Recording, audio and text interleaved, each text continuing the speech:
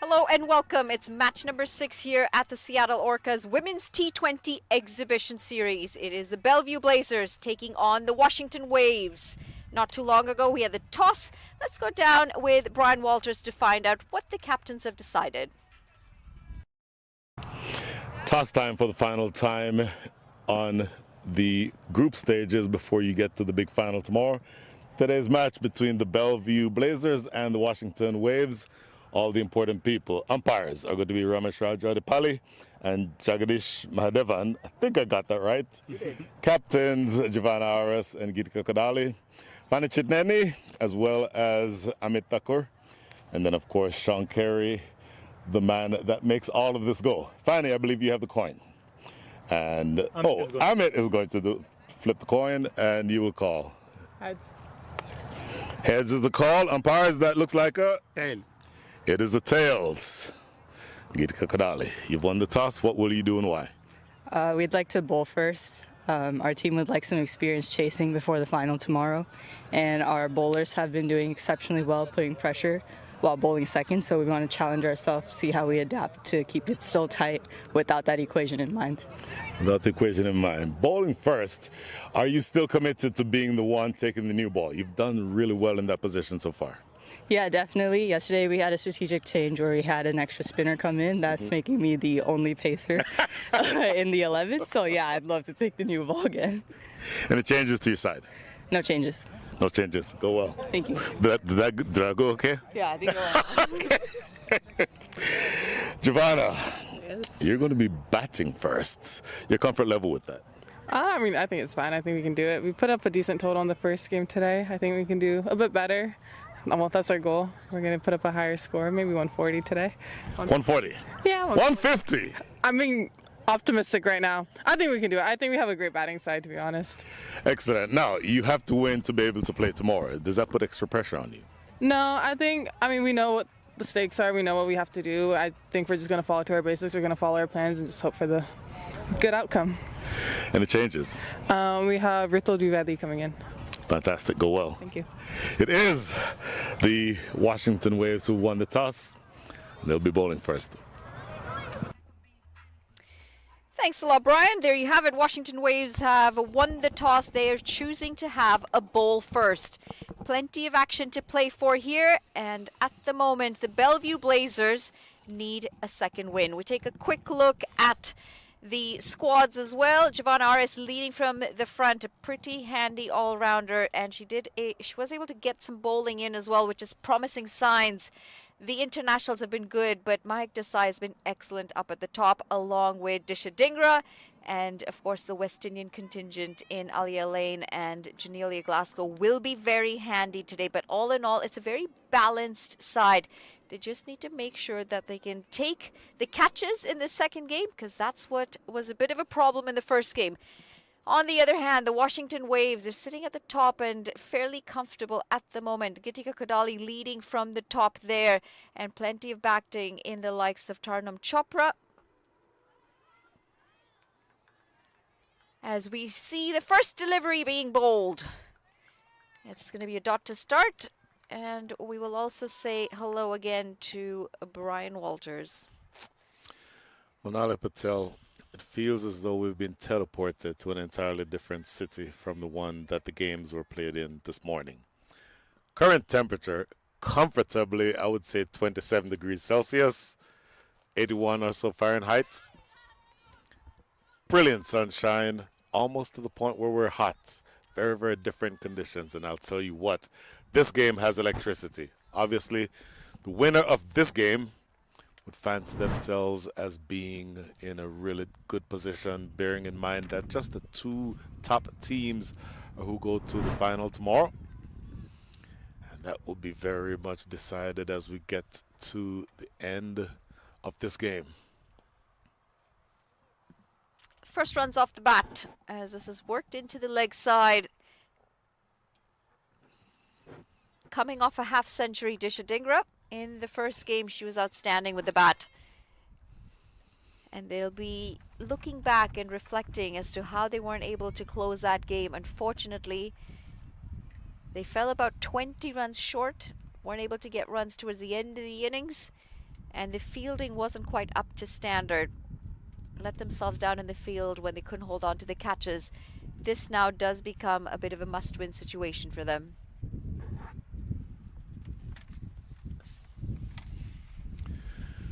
A must-win it is, and I'll tell you that the way that this game is shaping up, it almost feels like a virtual semifinal. If the Washington Waves win this game, they are well and truly at the top of the table. They will be in the finals tomorrow. If Bellevue Blazers win, then all three teams will be on 4 points, and then it becomes a conversation about net run rate. Oh, that could have been stopped. It was a tough chance, but it's going to be the first boundary of the innings. Good looking strike up and over the top. Sanvisu, the fielder down there at deep cover. But there you see that shot. We've talked all day about these big drives over the offside, particularly that extra cover region. None better than that one that you just saw from Mahek Desai, who's played that shot to perfection a number of times already today.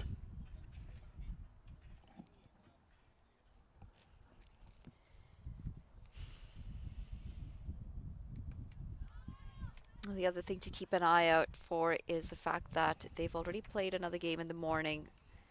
The Blazers, 1 over gone, 5 for none. They'll want to make sure that they can pull through energy level-wise to get through this game. And if they do come in that 1-2 spot on the points table, they'll be playing tomorrow for the final. So it's 3 back-to-back games. Lord. Now, the exuberance of youth means that with the ability to rest up overnight, that's less of an issue, let's say, if it were as compared to a Masters game. That would make a Have you ever considered playing Masters, Manali? I am actually slotted in to play Legends League later Are this year. you? Yeah. It was probably 4 years ago. They said to me, Brian, there is a Masters tour, over 50s tour to Barbados. Are you interested in coming to play? And I was like, no, thank you. And they said, well, we actually need a commentator also. Can you come commentate? It's like, that I can do. Yeah, I'm not so sure how this is going to go either for me. It's been 7 years since I've played a game.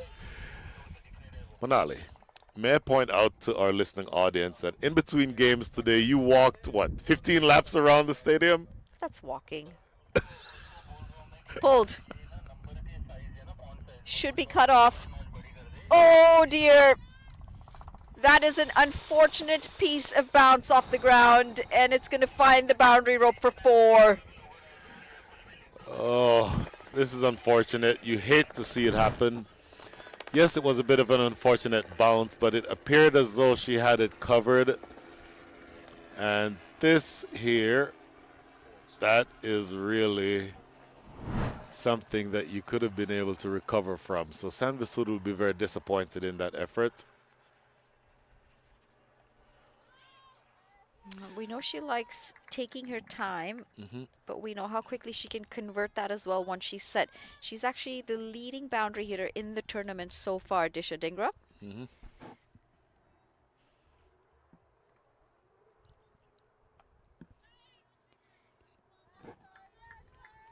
You know, every time I've hit the nets, whatever it is, after a year or 2 years, I rediscover muscles that I've forgotten about. Always wait. I'm like, why am I sore? Pulled again.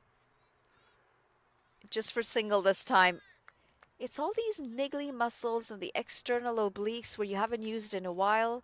Or the best is the forearm. You know, when you're driving the ball and then that forearm the next morning is just so sore, the top of the forearm.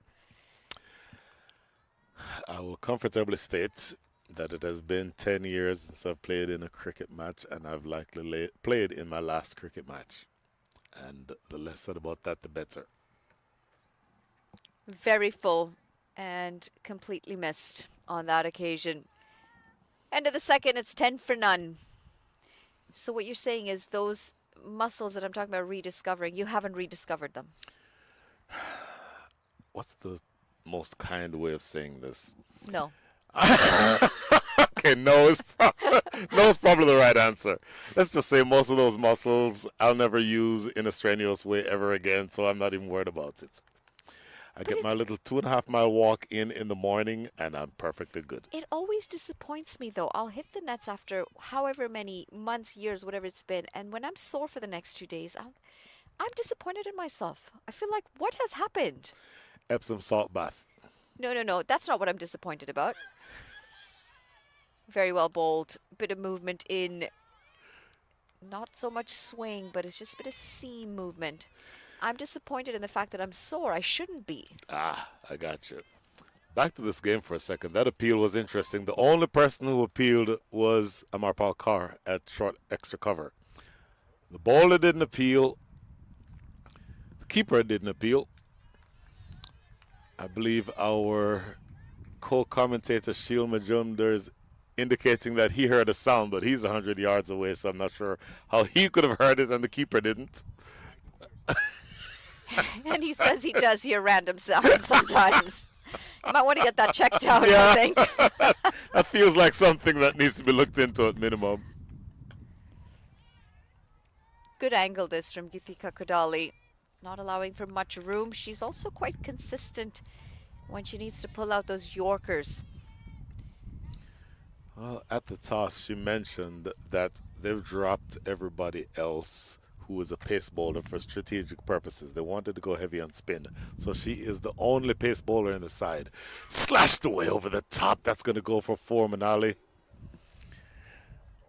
To me, that feels like a chance. Had that person at backward point, I think this Taranum Chopper, had they been a little taller, she's not the tallest woman around, but this to me, I wouldn't call it a chance because it didn't go to hand, but a taller fielder in that spot could have taken that catch. That's power. Raw power off the bat of Disha Dhingra. So consistent the first 3 deliveries, Geetika Kodali, and then just a bit of width on offer on that one and punished right away. Again. This time a little bit fuller, but it's still going to get the same treatment. It's 4 more. Back-to-back 4s for Disha Dhingra. A little bit fuller, a little bit straighter, but still too much width given that field. Look at this. This is about a 5th stump line. You don't have a lot of room for error when it comes to Disha Dhingra. And if you're the marginal of just marginally short or marginally wide, on that occasion, I think that's both. That shot is right there. You ball coming into your living room. That gives you the view if you were standing at point when Disha Dhingra is batting. Lovely, lovely shot.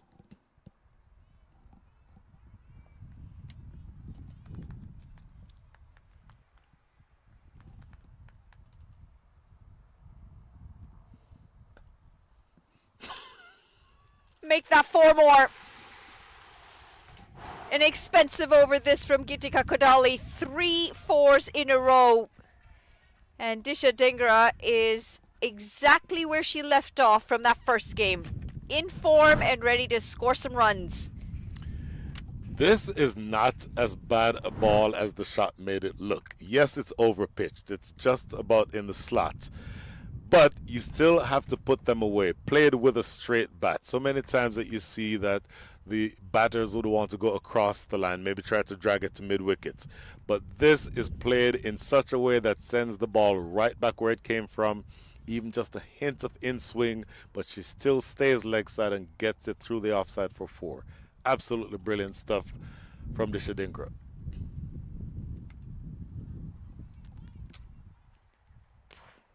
Oh, that's going to be 4 more. That is 4 boundaries in a row between the 2 batters, and this is a very expensive start. The festival of boundaries continuing. Mahek Desai getting one on her legs. Right armer bowling over the wicket, so that ball has to be outside the line of off stump. You have no room for error going down the leg side. Goes for the soft touch this time. It won't be any runs.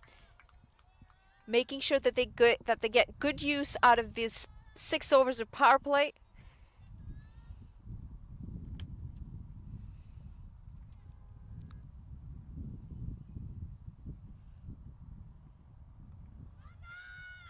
That is definitely off the bat onto the pads. It's a very optimistic shout from the bowler.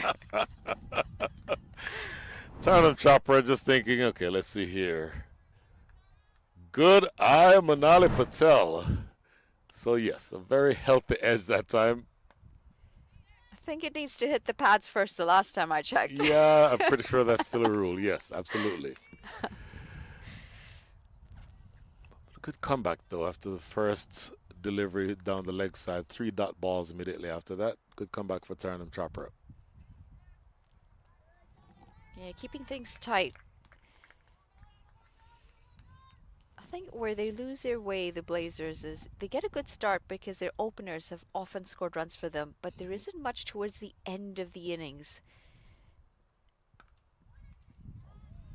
A dot to end the over, just the 4 runs coming off of it. It is 26 for none. On that point, a T20 match has 4 phases. You have the acceleration phase or the power play, then you have the consolidation phase, then the acceleration, then the finish. They do very well in the first, third, and fourth phases. The second phase, where you consolidate, accumulate runs with consistency, is the area that I believe that they have struggled so far. And we talked a number of times in the last few days about dot ball percentages. I think during that consolidation phase, they allow themselves to be bowled to more often than not. And that's when you absorb a lot of dot balls, and it doesn't give you the opportunity to keep the scorecard ticking the way that you'd like for it to.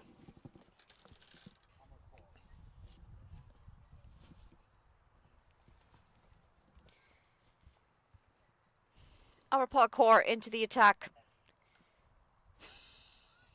Not a lot of width on that, but they've done really well to just squeeze it out for 2 runs. Well, when you fumble the ball on the boundary that goes for 4 when it should have been stopped, it is really good to see that, number one, the captain keeps you in that position. That is the fielder out there, Sanvi Sood. And then she's handled the last 2 in that area with expertise. So you like seeing that. That's a bit of a confidence builder for her. And good to see that the captain still has that faith in her.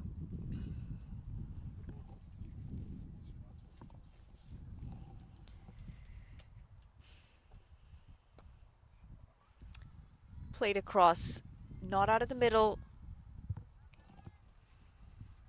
But this is how well they play the multiple facets of the game. It's not just boundaries, it's also rotation of strike.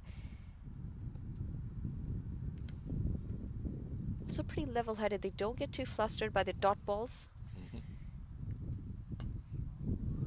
That struck really well. Beautiful shot down the ground for 4.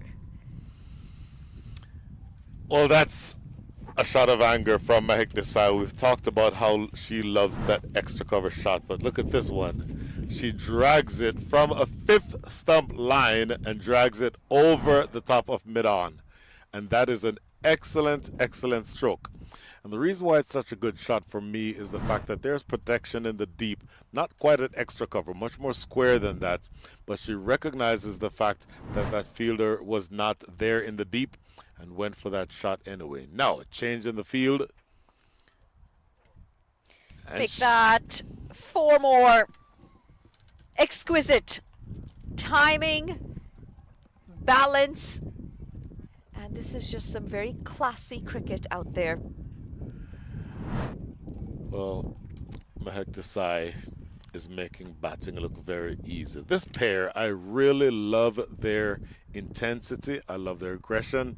I love the fact that they play correctly, but if the ball is there to be hit, then they can certainly accomplish that. This pair really, really doing well, and in particular, I'm impressed with Mahek Desai. That's a better line and a better length. It'll be a dot to end the 5th over. It's 37 for none.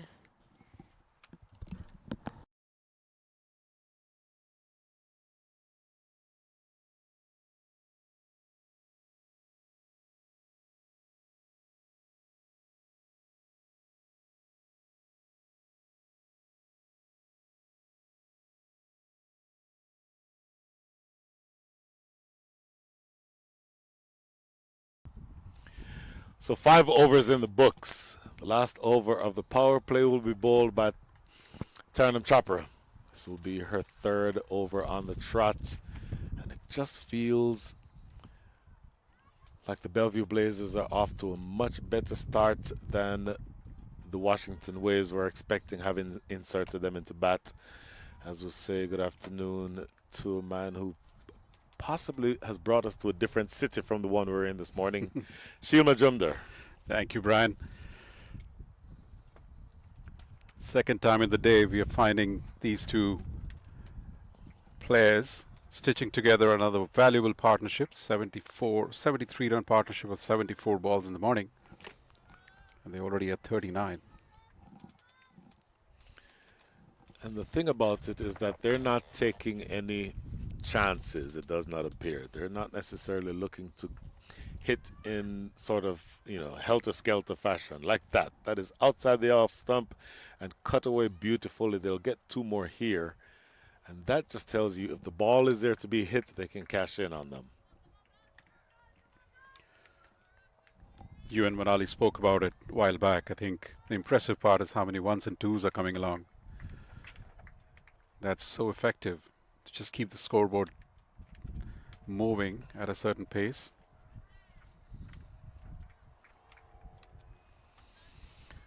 Dishadingra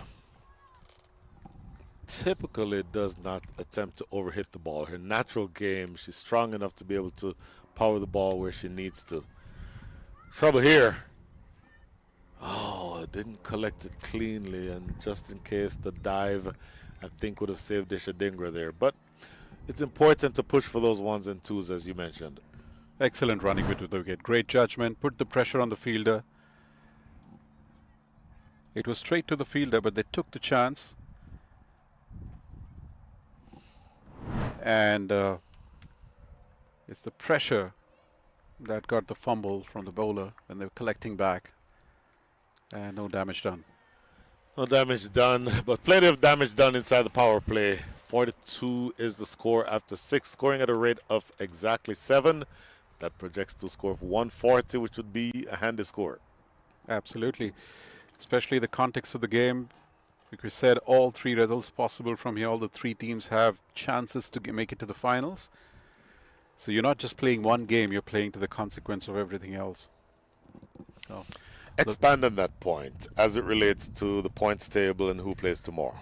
So Washington Waves with about positive .551 net run rate would probably feel they have a feet inside the door for the finals, unless something dramatically goes wrong for them. Oh my goodness. And yes. for the other two teams, especially the Bellevue Blazers, they're at minus .19 and 129, and Redmond Raptors at minus .323 with 4 points. So if Blazers win this game and come to 4, they're already placed at a better net run rate than Raptors, and they can make it tomorrow. But if in case something dramatically goes wrong for Waves, that they lose a lot of net run rate points, then it might be a Blazers versus Raptors tomorrow.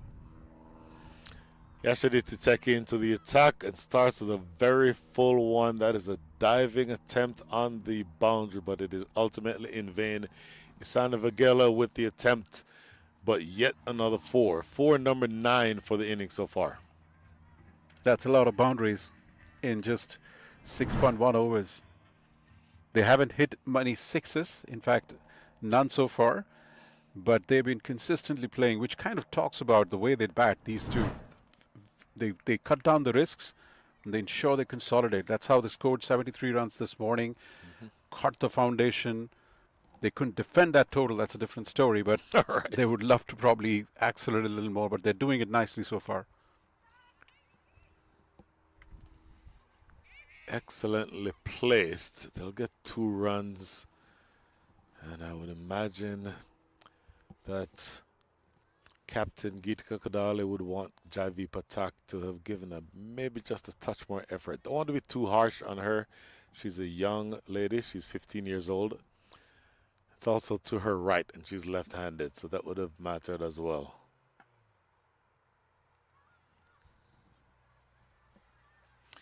So you're off to a decent start. And that start has put you in line with what would be a score as of right now based on the current run rate of 147. 147 would be an excellent score. That's where they would end up if they continue scoring at the rate of 7.35 and over. 10 wickets in hand, that has some potential for acceleration. But as you said, and after this ball, I'll ask you to talk more about it.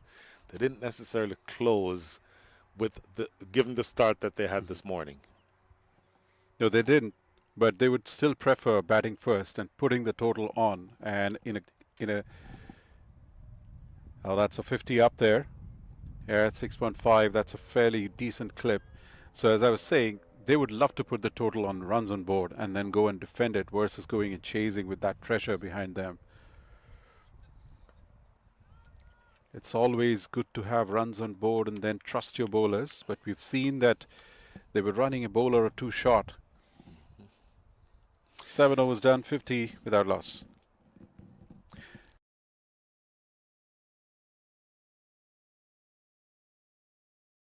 Yeah.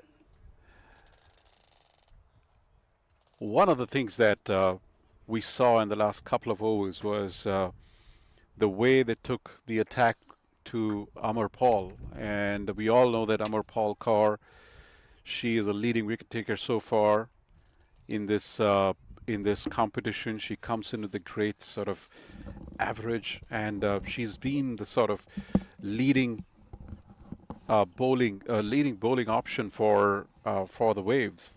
So for these two openers to take Amar Paul, take the attack to her and score that many runs and take her out of the attack, that's a psychological plus that they've scored so far already. Entirely.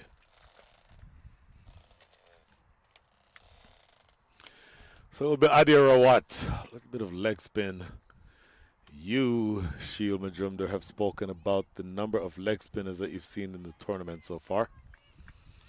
Tell me what you think about this young lady here, Adir Rawat. Very promising, what I've seen so far. She's a trier. She's got a few things, but one thing is she does not get flustered if she gets attacked. She's kept at ensuring that she's getting the flights and revolutions on the ball. In the air, just teasing over the top of Yashaditi Teki in the covers, and that's going to be another couple. Almost chance created. Almost hoping that she was about 9 feet tall. You could almost see the frustration. Look at this.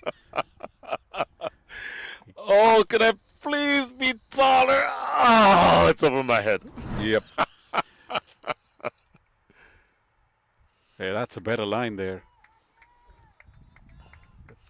The previous one was slightly wider. That's one thing that she will have to keep working. But she's a trier, as I said. I've seen her make adjustments. She does not get, too bothered about what's gone by. Focus on present and keeps sort of focusing on her line and length, her basics. And that was the commentator's curse right there. Yes, absolutely. Sprayed one down the leg side. It's just the first extra, believe it or not, in the game.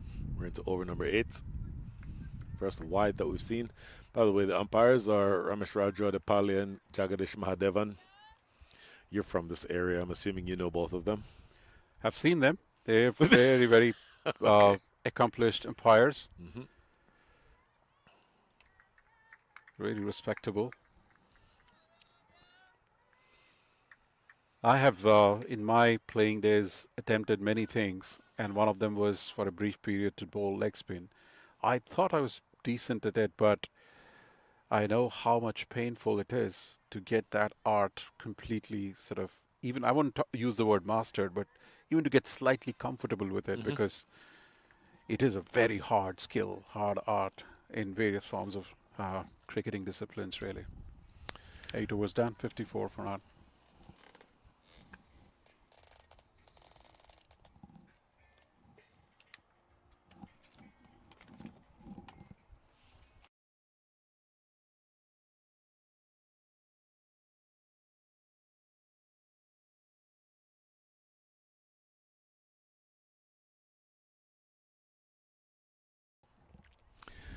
Okay, so I likely misspoke earlier when I said that there was a wide. Apparently there was not a wide, so the score is in fact 54 without loss.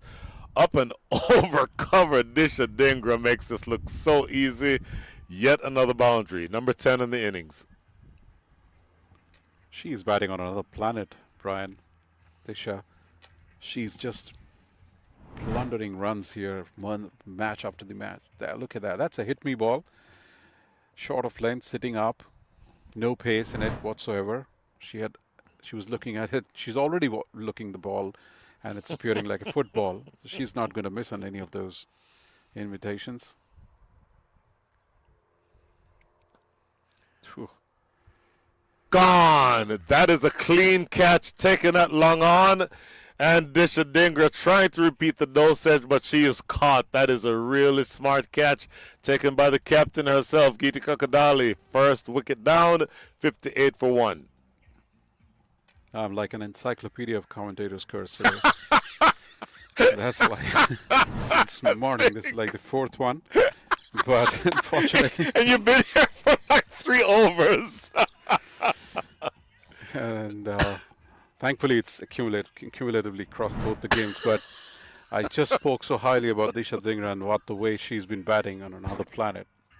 And the very next ball, she finds a fielder. So here's my opinion as it relates to full tosses. When I played, the easiest delivery to get me out with was a full toss. Because it appears as though it is the easiest ball in the world to smack, and you want to smack it down to downtown Seattle. And then the next thing, you give a catch to long on. I think it's the indecision in that moment, because suddenly eyes light up. Oh, an opportunity. And more often than not, it's the incorrect shot that is. I mean, I have found some of the best players of full tosses are the players who keep themselves in the moment and play it down on the ground, not trying to hit it out of the park. And they get fours much consistently. I was like that too. I have lost my wickets looking rather foolish at times. Having said that, look, I'm Jamaican, so I don't play spin very well. So the best way for a spinner to get me out was to lob a full toss in my general direction, and I'm giving a catch to somebody. Say that to somebody who goes by the name Christopher Gale. He just did not respect the spinners at all. That's the other thing. About the only thing that Chris Gale and I have in common is that we're both Jamaican, we're both left-handed. That's where the similarities stop. So, gosh, everybody thought he was just a big fluke or a freak. No, sir. Christopher Gale was an absolute fielding science. chance for me here. I have fielded the ball for the first time in a long time here. That is 4 more. Viewers, if you just heard a bunch of garbled sentences, that's because a ball was coming at us, and we were trying all sorts of things. Let's see if we got it on camera here. We sure did. Let's see. Oh, they didn't get the stop. I wanted to see the stop. Couple of because it was expertly done. Commentator legs doing pyrotechnics. It was us. Look at this. Speaking of pyrotechnics, well and truly over the top for 6. Well, Janelia Glasgow is having fun. She sees the ball in her arc, goes big over the top. Look at this. Janelia Glasgow, and we spoke in the morning that she might have gone through a bit of drop in form. 2 of 20. Not here. She definitely likes the warm weather. Commentators curse. That's how close it was again. I'm not going to speak about anyone from here on. She's doing a decent job. Take a look at this again. Let's see what happens here. Oh, that is a beautifully bold delivery. That fooled the batter as well as the keeper. When you do that, that is high-class bowling. That's a classic spinner's deception. Inviting the bowler into the shots, getting them committed, and then have that ever so little turn, missing everything. I would probably be very interested to see if there was a little bit of an opportunity for the wicketkeeper to whip up the bails there. It feels like that's a misstumping to me, is what I would think. And these young ladies, we talked about the fact that there's so many wicketkeeper options here in the U.S. That Look at one, I that. think, yeah, let's see. Oh, yes. Oh, gone by a yes. mile. Gone by a mile. That's an opportunity gone missing. This is Amar Paul Carr back into the attack. Oh, my goodness. That would have been a big one right there. She was nowhere in the picture, Janelia Glasgow. Nowhere in the picture whatsoever. But I will tell you that you will want to have taken that, because you don't want to give somebody like you don't want to give somebody like Janelia Glasgow a second chance to hurt you. No, I'm sure she's feeling the need to cover up for that missed opportunity in the morning today. Down the ground, straight as an arrow. Geeta Kakadali with a very strong throwing arm. So that's just a single. So we were talking about Chris Gale earlier. Chris Gale, one of the guests of honor at the MLC final, played in Oakland several weeks ago. Mm-hmm. Seattle Orcas, one of 6 major league teams, of course. And I love the fact that it's a major league team that is grabbing the bull by the horns and driving this specific initiative. Catch it is the cry. Geeta Kakadali does well. Couldn't get close to the catch, but does well to keep it to a single.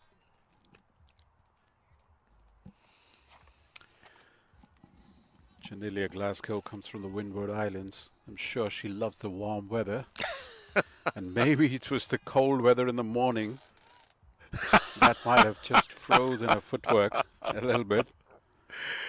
There you are. We are looking comfortable here. Not soaked. A few deliveries back. Well, I will say, somebody once told me that I have a voice for radio and as well as a face for radio. And I think that shot that we just saw on the screen about 10 seconds ago proves that. No, sir. You are so good at what you do.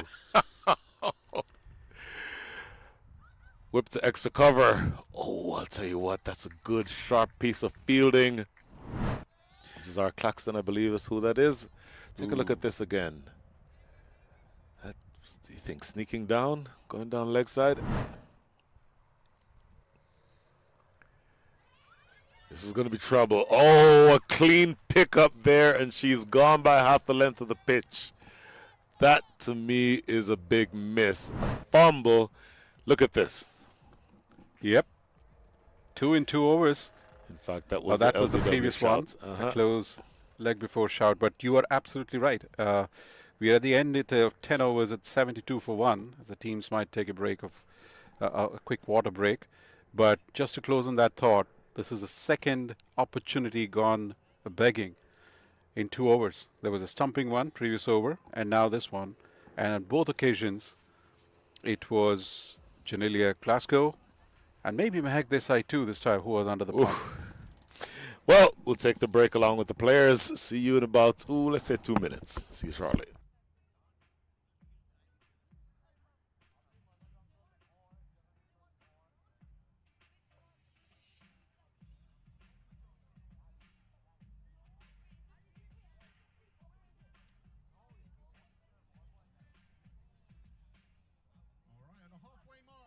Overs gone. Bellevue Blazers are 72 for 1. That's 72 for 1 at the drinks break.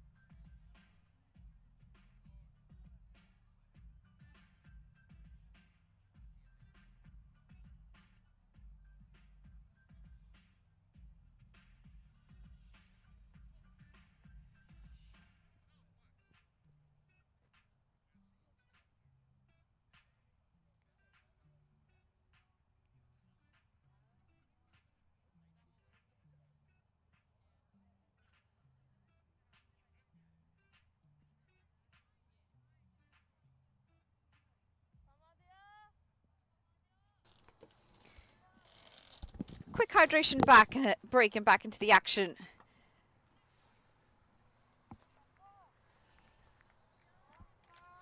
Solid start at the halfway point with 72 runs on the board and just the one wicket. They've set themselves up for a big total here. Bellevue Blazers.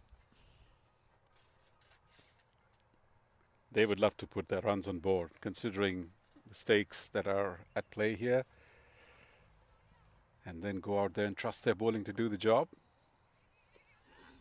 Just want to see them finish strong. Yes. They have the foundation, so Absolutely. to speak, from here on. And good to see Janelia finding the form again. That's picked up well, and it's going to beat the fielder as well. That's just the amount of power and speed that's on that delivery. Mike Desai flying 25 of 20. She's not phased by the loss of the first wicket. Quick hands through it. Fielder had no chance whatsoever in the deep. She's played that pickup shot very well towards that cow corner position. She plays the spin better. Clearly, Janelia is having some little challenge with the spin, reading the spin, although she's hit a 6 there. But no such challenges for Mahek Desai. She's reading it well. A bit of yes, no, decide against it in the end. It's the right decision as well. So a missed stumping chance in the 9th over, a missed run-out chance in the 10th. The Waves are feeling the pressure a bit right now.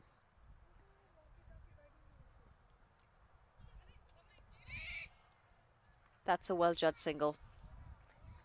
And credit to Janelia Glasgow, who was at the non-strikers and reacted early for that quick single. They have run hard. They've taken some calculated risks here to keep the strike rotating, like you had mentioned in your first stint, Manali. That's such a crucial part. Sometimes you've seen teams getting too pivoted towards scoring boundaries, and then those dot balls adding a lot of pressure, but not them. They've been taking the risk, rotating the strikes. That's augured well for them.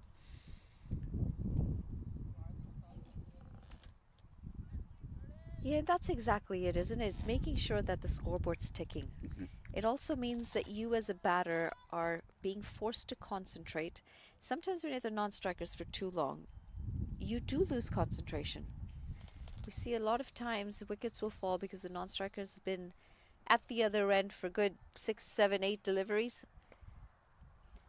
Picked up well, not well enough, I don't think, and this is an outstanding catch.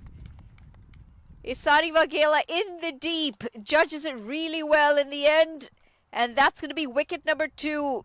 Mahek Desai, 26 off 23 in the innings today, but now with that wicket, both openers are gone. It's 79 for 2. Isani Vaghela, Manali, she picked up, she caught a blinder yesterday on the boundary line. We were all talking about it, probably the catch of the tournament so far, and she continues to do well as a boundary rider again, judging that to perfection. For a second, it looked like she had hit that well enough to get it in the gap and over Isani Vaghela. But not quite out of the middle, and a very well judged catch in the end. 11 overs gone, 79 for 2, and they're going to need another partnership here.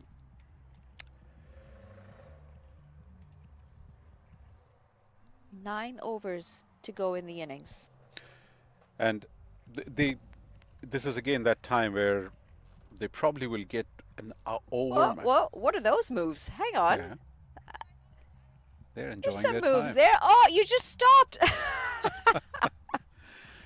Look, they're all such exuberant personalities. They're enjoying this moment more than anything else. Of course, there is the pressure of winning and all of that, but at the end of the day, having fun is such a critical component of playing, right? Well, that's why you play at the end of the day, isn't it? Of You course. want to make sure that you're having a good time. And a lot of these girls are playing consistent cricket with or against a lot of these girls throughout the US in tournaments. I don't know how that's missed. Yes. Amarpal Kaur likes this end. She came for the first over from the other, got hit for a few runs, but she had a very good second over from this end.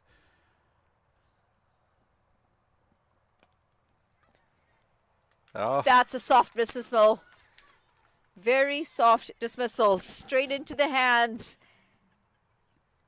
Channelia Glasgow. She was going well, looking good. She didn't have a. She had a very tough time in the morning and she was looking pretty good, but against the run of play, loses a wicket. Lack of pace. Slows it right down Amarpal Kaur, and a pretty simple catch in the end to see Janelia Glasgow walking off. A bit of trouble here for the Blazers. They're 79 for 3. Despite the good start, they find themselves out there with 2 batters yet to get off the mark. I don't know how she does it, but Amarpal Kaur keeps taking wickets. She just has a golden arm. 8th wicket of the tournament. She's just having great time here. Good all-round cricketer, and you can see the team feeds off her energy. She's a prominent voice when they come into the huddle, and she loves bowling.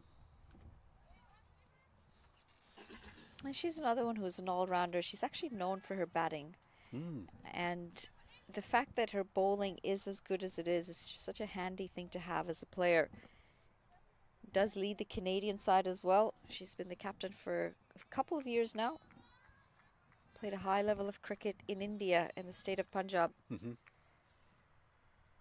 I am so impressed with all the players out here, Manali. This is the first time I'm doing commentary for the women's cricket, and just to see every cricketer taking interest in all facets of the game, have so many multidimensional skills, has just genuinely been an object of inspiration and being impressed for me. I mean, I don't see that in men's cricket so much.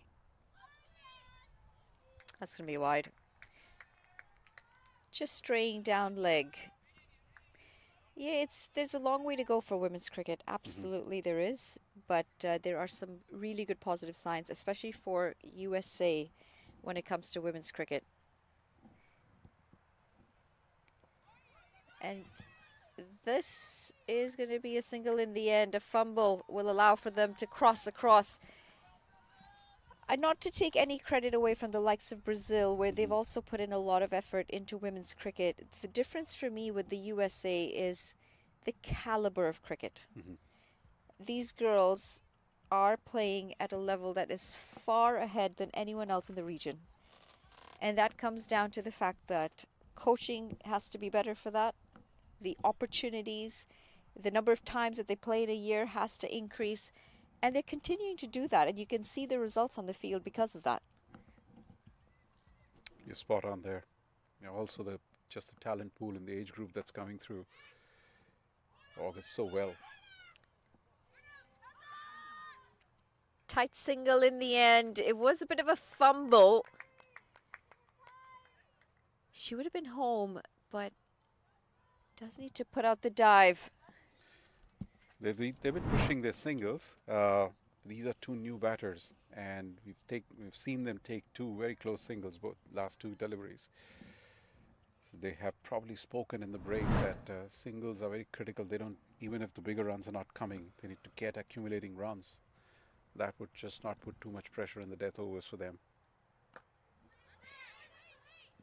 Looking to pierce the offside gap. Won't get it through this time.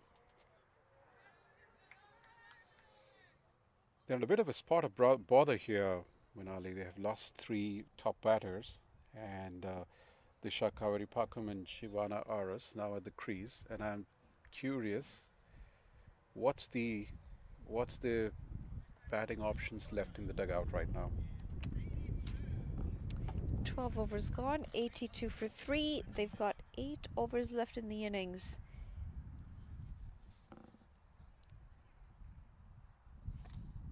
Alia Lane after this, probably. She did have a little bit of tough time, but then we hope their wicketkeeper Sahasra Gorla to come in and do some. Shubhi Agarwal, she seems to be someone who can bat a bit. So yeah, but this is a very critical combination. They need to see a few overs through at the same time, keep the acceleration going.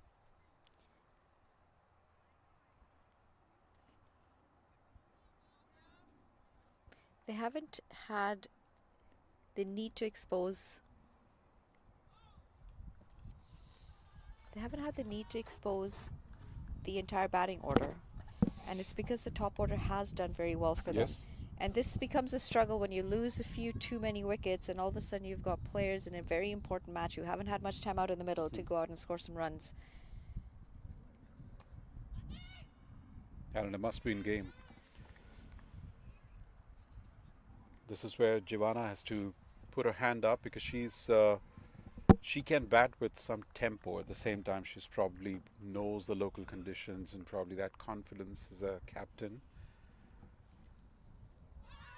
Oh, that is very well bowled. Yes. Extremely well bowled, completely cramped for room.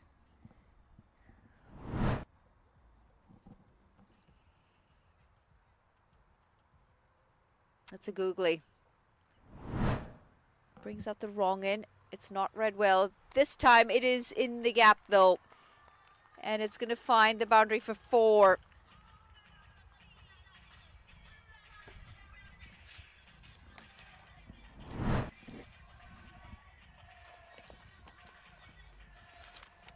Conventional leg spin delivery going away from the right-hander.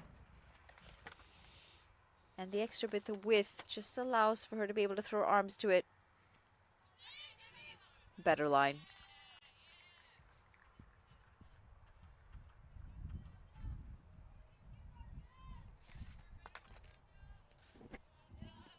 Disha Kabari Pakam. She's another 15-year-old here. Showing a lot of character.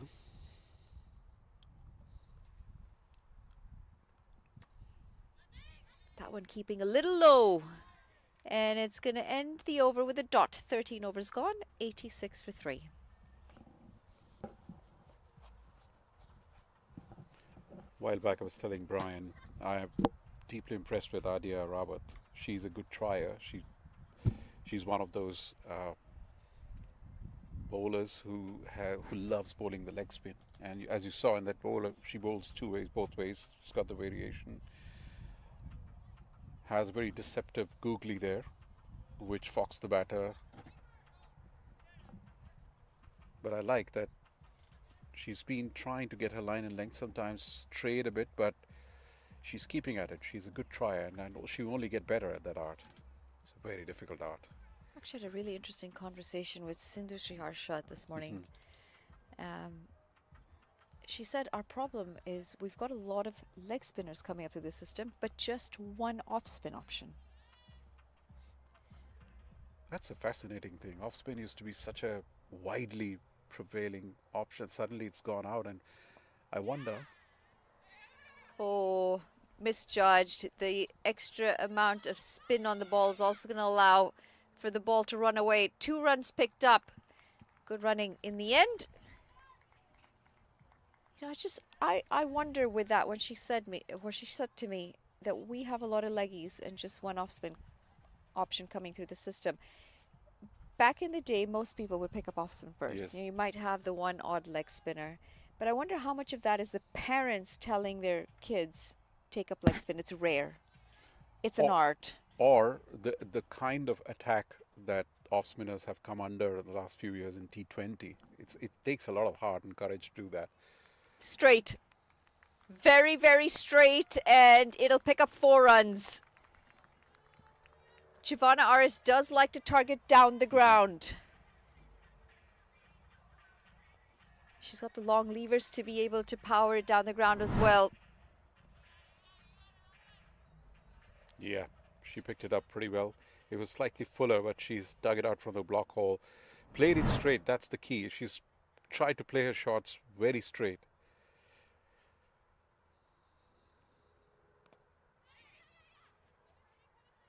Even in international cricket, Manali, we have seen a dearth of off spinners, and not that art is going away. We've seen in drafts and auctions, off spinners are going at a fairly high premium because their numbers are depleting by the day. It takes a lot of, and a lot of them is because people are giving up that art because they feel that's an easier form that comes at a lot of attack. Batters go after off spinners much easily than any other form of bowlers. But Yeah. good off spinners actually have been there. Yeah. Swing and a miss, but she practiced it right. Yes. Right after. Realized she was backing away. The weight was going the other way. Wants to go towards the ball instead. Oh. She varies pace. It makes it a bit difficult for the batters because of that variations in pace. Yash Aditi.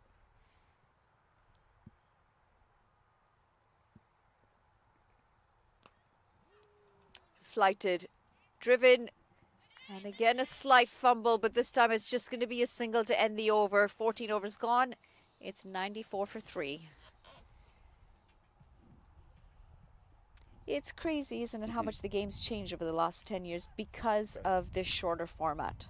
Yes. A lot of innovation, a lot of challenges, I suppose you could say, for the bowlers to stay relevant, to still be able to pick up wickets, to be able to restrict runs. It's also why we've seen the inventions of different deliveries. It's also why we've seen the inventions of different shots. And even the off spinners who are there, they've gotten so much sucked into this idea of bowling the one that goes the other way around versus the conventional off spin that comes into the right-handed batter. It's just a matter of confidence, really. That was up in the air there for a little while. I thought the third man fielder thought there was a bit of a chance. She came in charging towards it, but that was a little too far away. So all is well there. No harm done. Just a single.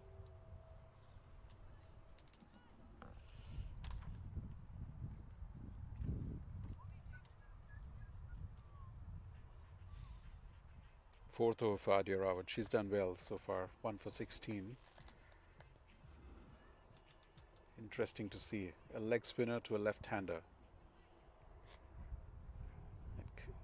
The conventional leg break will come into Giovanna, and she would try to then. That's easier to play versus bowling the googly, which might go away.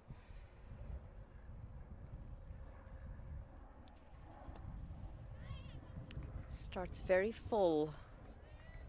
Just want to try and pull that length back a little bit.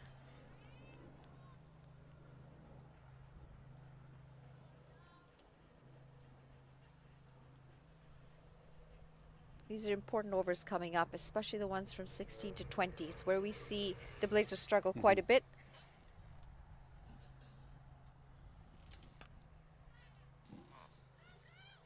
Down the ground, and it's going to beat the fielder. It's timed very well to bring up another boundary for them. It also brings up the 100 for the Blazers. It's 100 for 3. The length continues to be just a little off. Once too full, once too short. You just got to get it in that sweet spot.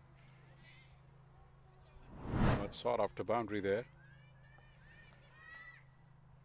And the singles continue. Suddenly the over looks very good for them. 7 runs, 2 more balls to go.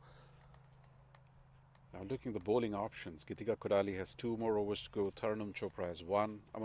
Amarpal Kaur has 1. Yashaditi has 1. And Adia will finish off. They haven't tried anything more than 5 bowlers this match.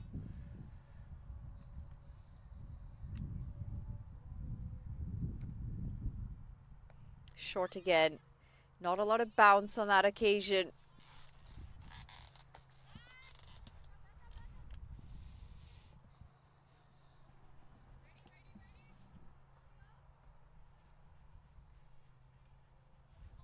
That's a good total for you for this game, considering the need to win. It's must-win game. Got to get close to that 140 mark. 140. Anywhere around 120, 130 is just not enough of a required run rate in the second innings. You get up to about 140, 145, there's scoreboard pressure there. End of the 15th, it's 102 for 3.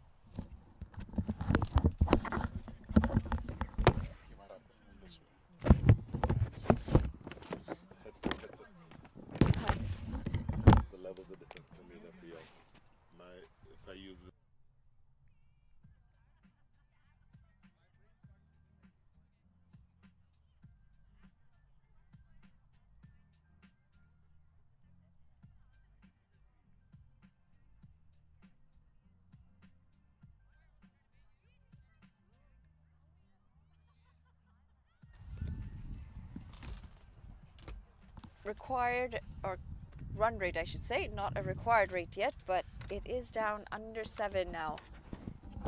Kept it up above 7 for most of that opening partnership.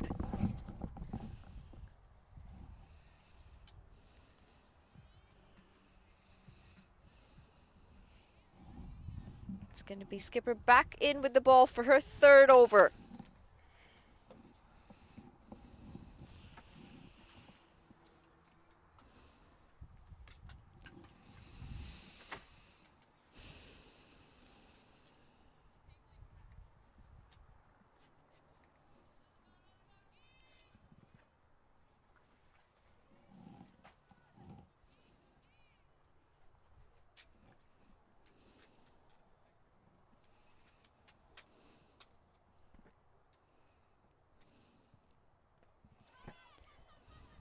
Oh, this could be trouble. This could be trouble. Instead, it's a catch that's gone down. Misjudged. It was in the air and swirling for some time.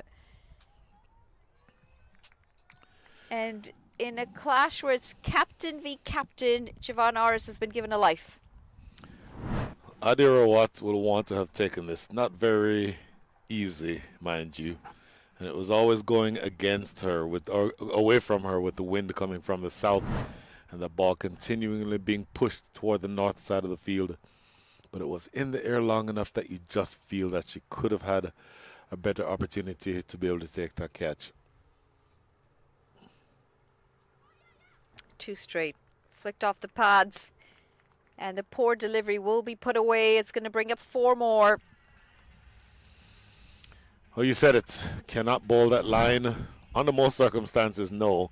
But that line from over the wicket is not going to trouble any batter, especially not Giovanna Aras, who has the highest strike rate of anybody on her side, coming in, striking it at 147. So you're going to have to be much more careful with your disciplines here, Geetika Kadali, looking to get around offside, or off stump rather. Let's see that replay.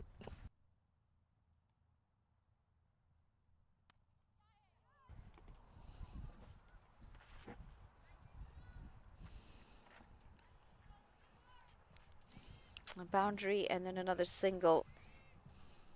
I just want to see if we can get another side-on angle of that boundary. Take a look at how deep in her crease she is.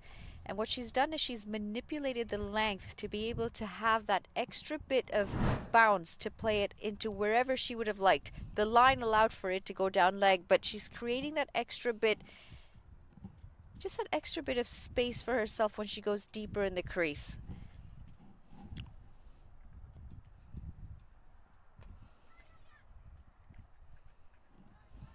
And a lot of the intelligent batters do tend to do that these days. They will use the crease very well, whether it is going deeper in it, coming outside, going inside or outside the line of the ball. It just creates more scoring opportunities. It allows you to find those gaps a little bit easier.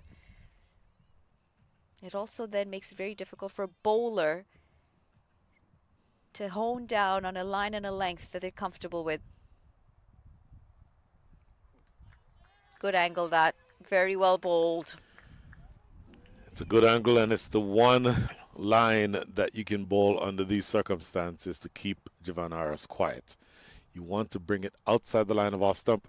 She's very, very strong straight down the ground, even stronger to the leg side. Keeping it outside the line of off is how you want to bowl to her.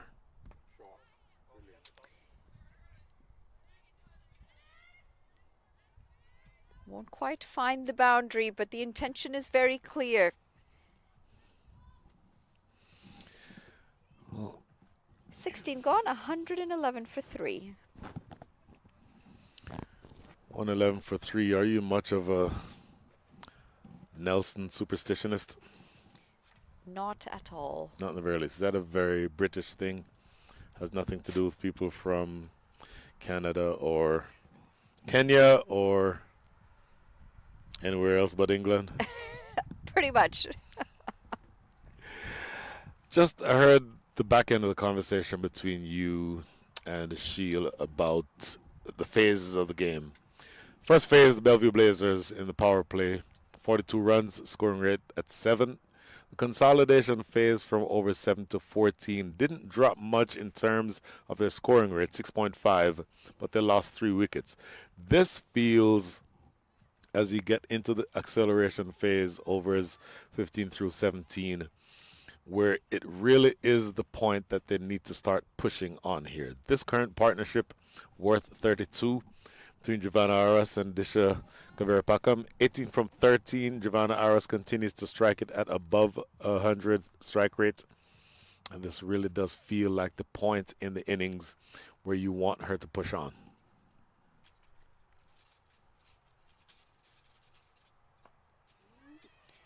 Oh, dicey. Dicey! Oh, that would have been gone if it was a direct hit.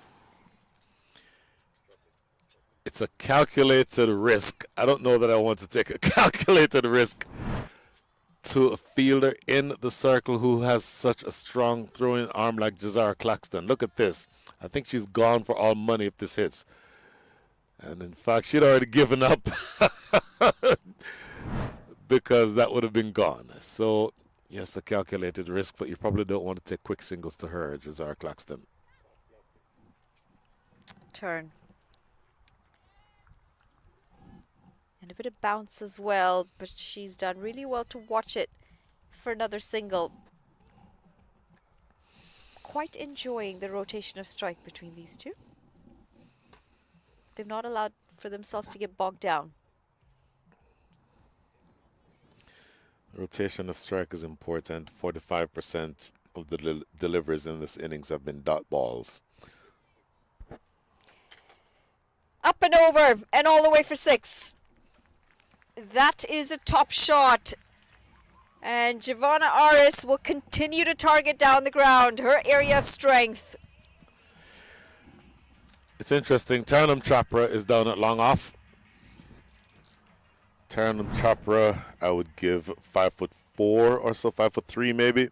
At long on is Geeta Kakadali, 5'10". So that's smart batting to me. Choose the batter, or the fielder rather, that you can hit the ball over the top of.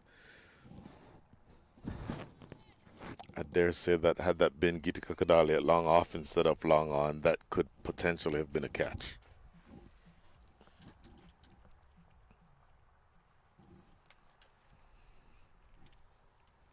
At the 120 mark, with plenty of overs to come still.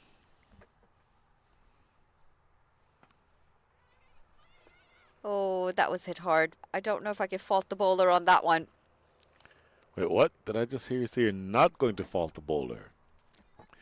That was hit back pretty hard. Getting soft in your old age, Manala Patel. Listen, let me not remind you. I'll leave it at that. Gone. Surely gone. It's going to be reviewed. We're going to go upstairs on this one. Looking to come down the track, Giovanna Aris misses the ball, and excellent work behind the stumps. Almost ended up in the splits, Giovanna Aris, trying to get back in. Do you know, How sometimes close was this? if you get a new toy and you just want to stay playing with it, this feels to me like the umpire wanting to play with this toy, because this is clearly out, at least to the naked eye. And here's a collection and the dismissal. Don't think that there's much decision to be made there. Giovanna Aras getting in a truly difficult situation. But I think that the third umpire, who is in the hot seat at the moment, third umpire has a really easy decision to make. I would think that's Mohan Bisala. That one to me looks pretty straightforward. Well, whenever there's any bit of doubt, if you've got the ability to use technology, I say take it. You don't want to be unsure when you're making those decisions, but it does look from the replay that that will be the end of Giovanna Aris's innings. Now, to have a look at this is what I'm impressed with. The ground right beside us, there's another women's or girls cricket game going on in all whites. I haven't played cricket in whites and red ball in ages, but you look at some of these girls and they're so young. 17 overs gone, 121 for 4, and we've spoken about development for the last 3 days. That's promising signs on the ground beside us, because the next batch is ready to play on this ground in a couple of years. Probably less than a couple of years. Remember that there are several players in this tournament who are ages 14 and 15. So it may be that some of the young ladies who you see in white today will be in colored clothing. Now, yes, we can already have established that I'm the old guy. I absolutely love white clothing and a red ball, even if you're playing limited overs, even if you're playing T20. My very strong preference is to use a red ball and have white clothing, For T20. regardless of form. It could be a six-a-side. I just have something against colored clothing and a white ball. I just always have. Oh my word, you just continue to prove how different we are in this sport. It's a matter of age, I'm thinking. I think so. We do come No from different question. eras. Completely different eras. There is nothing like holding. Okay, Shield is off camera, but Shield, a brand new ball, a brand new red ball. The captain tosses it to you in the morning as you look at this. Captain tosses the ball to you. You smell that red cherry. You rub it against your pants, and you're ready to start marking off your run-up. You don't get that same feel with a white ball. You just don't at all. I rest my case. You're outvoted 2-1. So, tidbit of information, I played a lot of red ball cricket. But I do quite prefer the colored. Because you're young. To play. To watch, I do love my test cricket. Okay, we did just find a happy medium, and all was out of the world again. Well, I didn't just say no to a whole format like you did. Come on now, Brian. Got to be a little bit more open-minded. What a good over this is, though, from Amarpal Kaur. Just a 1 run so far. It is her last over in her spell, and she'll want to try and finish this strong for her side. She's doing what you expect her to do, isn't she?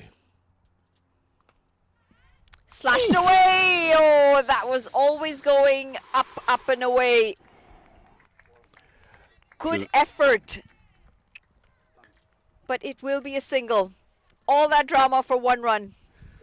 Jazar Claxton has taken a blinder in that exact same position on the very first day of this tournament, and she almost pulls off another one there.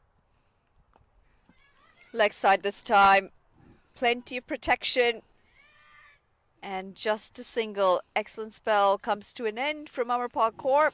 3 runs off the over. It's 18 gone, 124 for 4.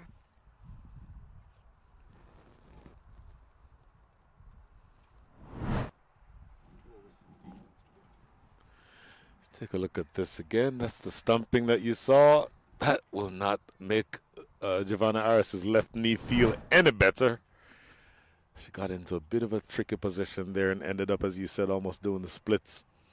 But of more significance is the fact that she is the last, let's call it, big hitter who's been around. The others can score, but they would be more accumulators of runs than being able to clear the ropes in the way that Giovanna Aris can.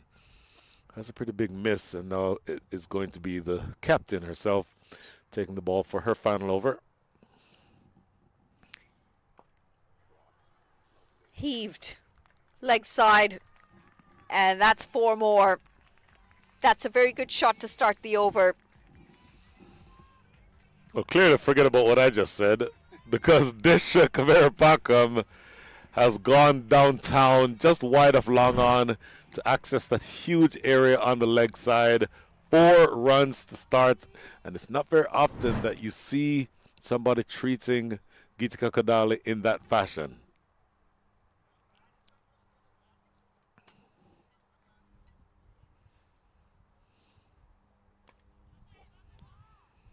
Looking to go for the block hole on that one. She's done really well to dig that out for single.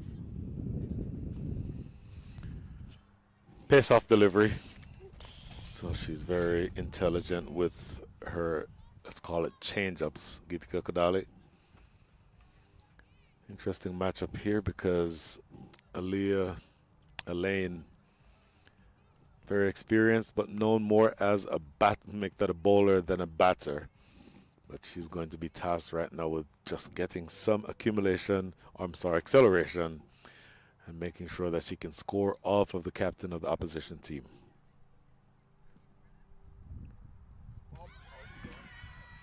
Really well done. Finger's going to go up, and it's the little bit of movement off the surface that's going to see Aliyah Lane back in the pavilion. What a delivery this is from Gitika Kodali. Extra bit of bounce as well. And it's a peach of a delivery to see a high-class batter walking back. Well, earlier I said that I didn't see how Shiel Majumda could have heard an edge from sitting out here. Well, we heard that edge clearly, and we were about 65 yards away. Huge edge. Keeper goes up immediately, as does the bowler. And Aliyah Lane has to trudge off, not having disturbed the scorers by much. Look at this, and you see the big deflection there off of the bat. Always a clue also when the batter wheels that head around to see if the keeper is collecting the ball. All of those signs point to wicket. Excellent bowling by the captain. Low full toss, and she's going to get away with it on this occasion.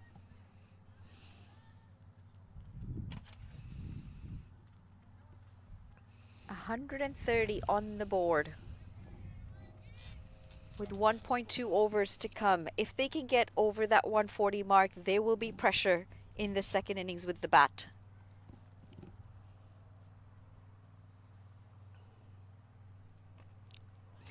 It also means the Raptors, who will be watching this game closely, will be hoping that they don't get too many runs. Going to come down to net run rate if the Blazers can win this game here.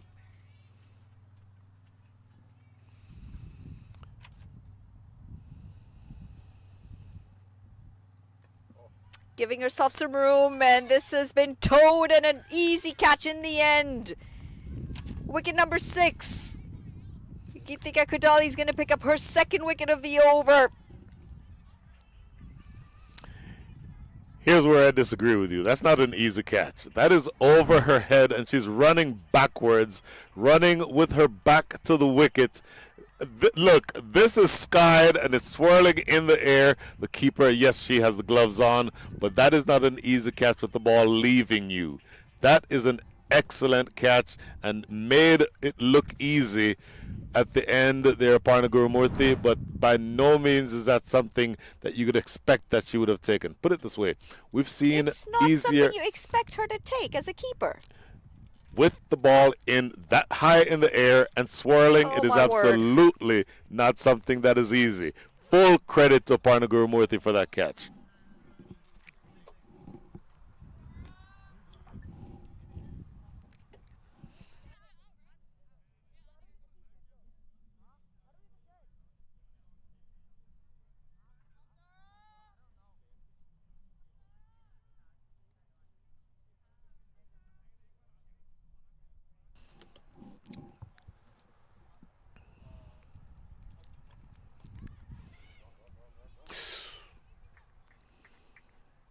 Come through pretty easily for a single to start the over. It's the final over. Want to try and push to 140. Taranum Chopra in with her final over. Skied high, and the spin's going to make it a bit more difficult to field this as well.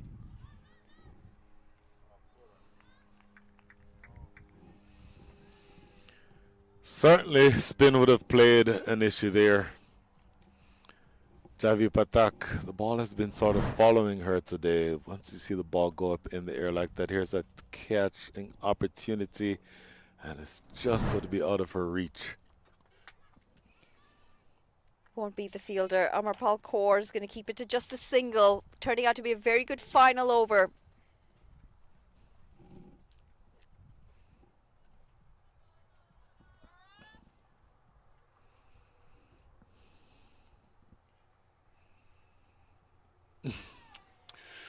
Oh, we see this so often.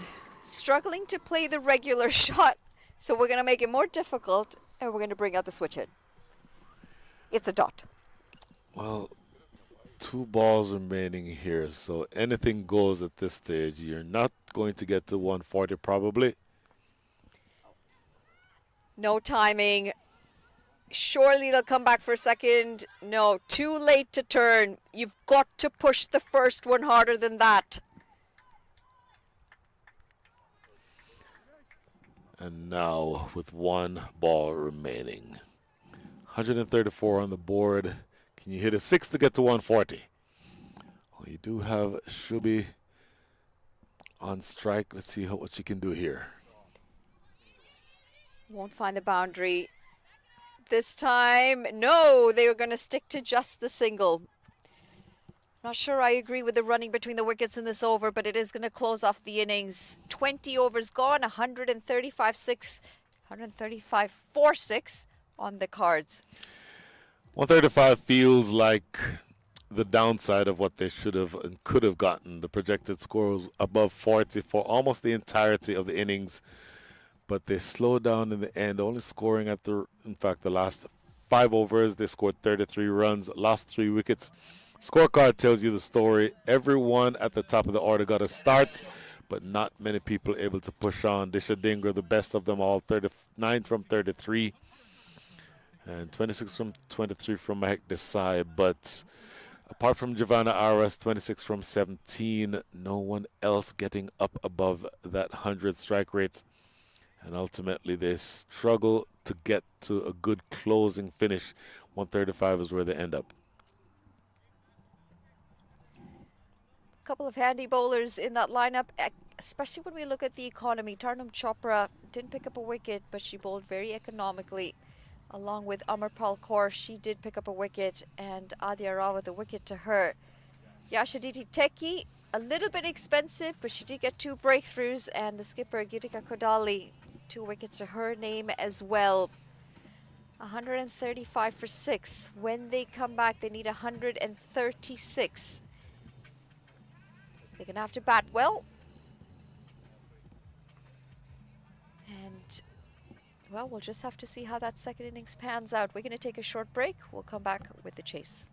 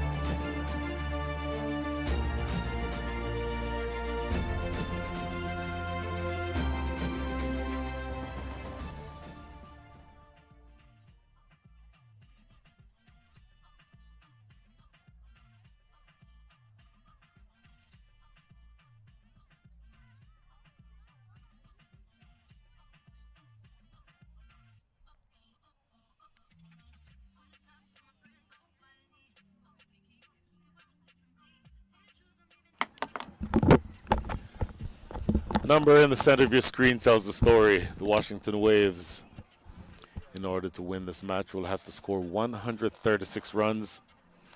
And they will have to do it in such a way that recognizes that it's not a very big target, but they'll have to bat properly. Cannot lose wickets in bunches. A required rate of 6.8 is not necessarily very difficult, but it can get out of control very quickly if they are not careful. So interesting that the openers are taking a little bit of time to make their way to the crease. It'll be interesting to see whether Jazar Claxton, I believe, will be one of the openers, and we'll see who the other opener is going to be. But they do have a pretty stiff lift ahead of them. As you look at the graphics there, that is the points table. Look at that column all the way to the right, points, which means if the Bellevue Blazers win this game, all three teams will be tied on 4 points. The Washington Waves, were they to win this, will easily have a foot in the door for tomorrow's final. And that would mean that the third team, the Redmond Raptors, would be also in the final. So it's not too much of an exaggeration to say, Sheil Majumdar, that this is a virtual semifinal. It all gets down to here. Last innings, Brian, absolutely. You said it so well. And I guess it's going to be Nikhar Joshi. She is one of the top scorers so far, has been in scintillating form. And, well, the mathematics is clear. Cutaway for 4. That's a good way to start from the Cardoshi. Not the best of deliveries from Janelia Claxton. I'm sorry, Janelia Glasgow. Yep. That's what the doctor ordered. Go for it from the word go. Blazers, if they win it, they're in the finals. So will be the Waves. Because for Waves to... Oh, look at that. Emphatic. A Lusner from Janelia Glasgow and Nikhar Doshi in the form that she is in. She medaled it perfectly to the gap. Better line on this occasion. There will be some nervousness. What I find to be very interesting is that Elia Aline did not get the new ball. And that is hammered away by Nikhar Doshi. 4 more. Well, she's a stroke maker. We've seen her the last couple of days. She's played some handsome shots all the time. Whenever she's gotten the width, or whenever it's sat up to say hit me, she hasn't missed an opportunity. And in this case, 2 loose deliveries, she had made them count.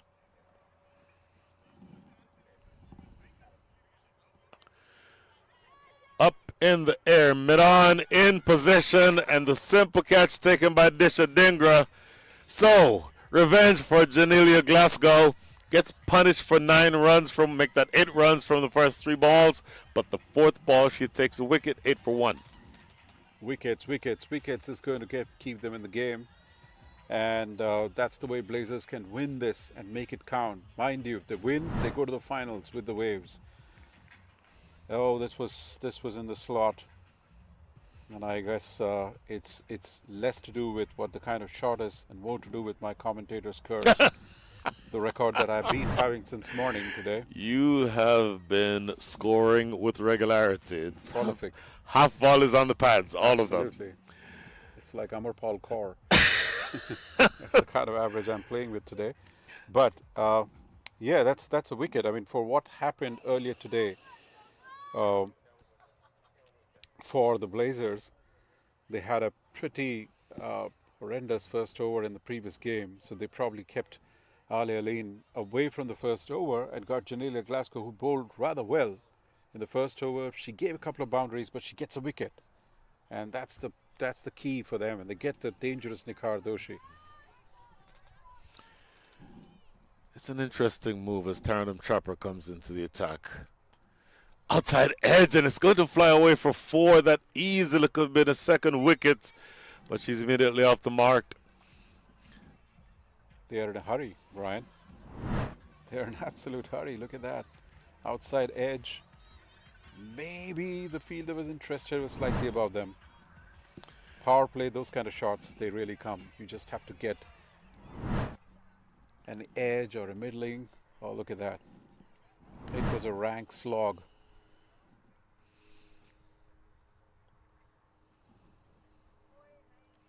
Ooh. Interesting option. Genelia Glasgow. Bowling shot. Surprise the batter. Oh, that is the end of over number 1, an expensive one. 12 runs come from it, but the big wicket of Nakardoshi. Janelia Glasgow, I would think, is a better bowler than the first couple of deliveries would indicate, but she does come back and takes a wicket. So, what I find to be very, very interesting here, as earlier I said, it was Taranum Chopra.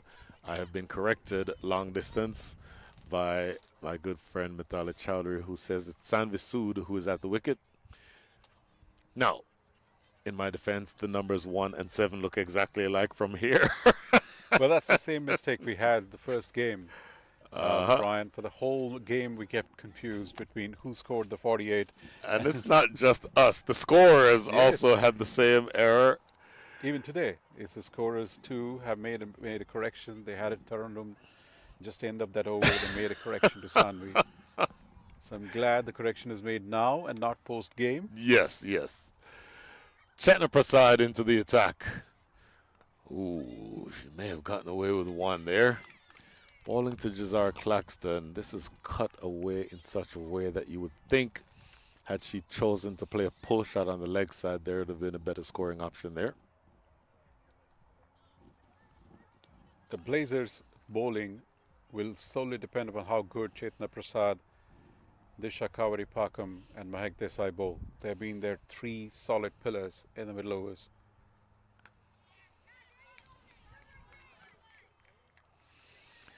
And it'll be interesting to see when Ali Aline comes into the attack, or if Giovanna introduces herself at some stage. I find it very interesting that Elia Aline does not open the bowling. Yes, she had a shocker of an over this morning. Conceded 19 runs in that first over. But in that old phrase, you dance with the one that brung you, she has been their best pace bowler. And I don't know that you just completely give up on her after one bad outing. I totally agree with you, Brian, there. The other thing is, it is essentially telling her, I don't trust you right now. And that is somebody who is a professional who plays for West Indies. They may not find that as an issue, but we'll see how that develops. In the meantime, that is pulled away around the corner. For the next 4, there's now 4 fours have been struck in the innings so far. Off to a bit of a flyer here, 17 for 1, 4 balls into over number 2. Going back to the conversation you just had about Ali Aline, I completely agree with you, Ryan. She should have been there in the first few overs. She brings in the pace, give her the confidence. She's international, she understands one can have a bad over or 2. Speaking of a bad over a 2, that is the second one drifted down the leg side consecutively by Chetna Prasad, and it has been punished both times by Sanvi Sood. Well, you're defending 136 and giving him 5 fours in the first 2 overs. That's not the best way to start it. That was an easy ball there. Short of length coming the leg side. She just swiveled with it, placed it well, and that's it. Job done. Power play just to get past that close-in fielders. Oh, she tried the same shot again. Maybe not quite as straight as she thought it was going to be. It is going to be signaled as a wide, but I just get the feeling that this one passed a little bit more closer to the leg stump than Sanvi Sood would have been comfortable with. The leg side wide sometimes is so harsh, Brian. That's almost grazing the leg stump. Look at that. She moves up. Oh my God. That's like a needle space between the stumps and the ball. Almost grazing it. That's a bit tough on the bowler. I would have to say that's a bit of a harsh call. But let's see how she closes here. This is an extra ball that she would not have had to bowl. And I'll tell you what, she is very lucky that that ball did not bounce a second time before it got to Jazar Claxton. Of course, if that had happened, it would have been a no ball. Gets away with it here. A bit of an expensive over there, though, for Chetna Prasad. 2 overs in the books, 23 for 1. Well, the Waves dugout certainly look relaxed at this point. Why wouldn't they be? 23 of first 2 overs. They couldn't have asked for a better start to that.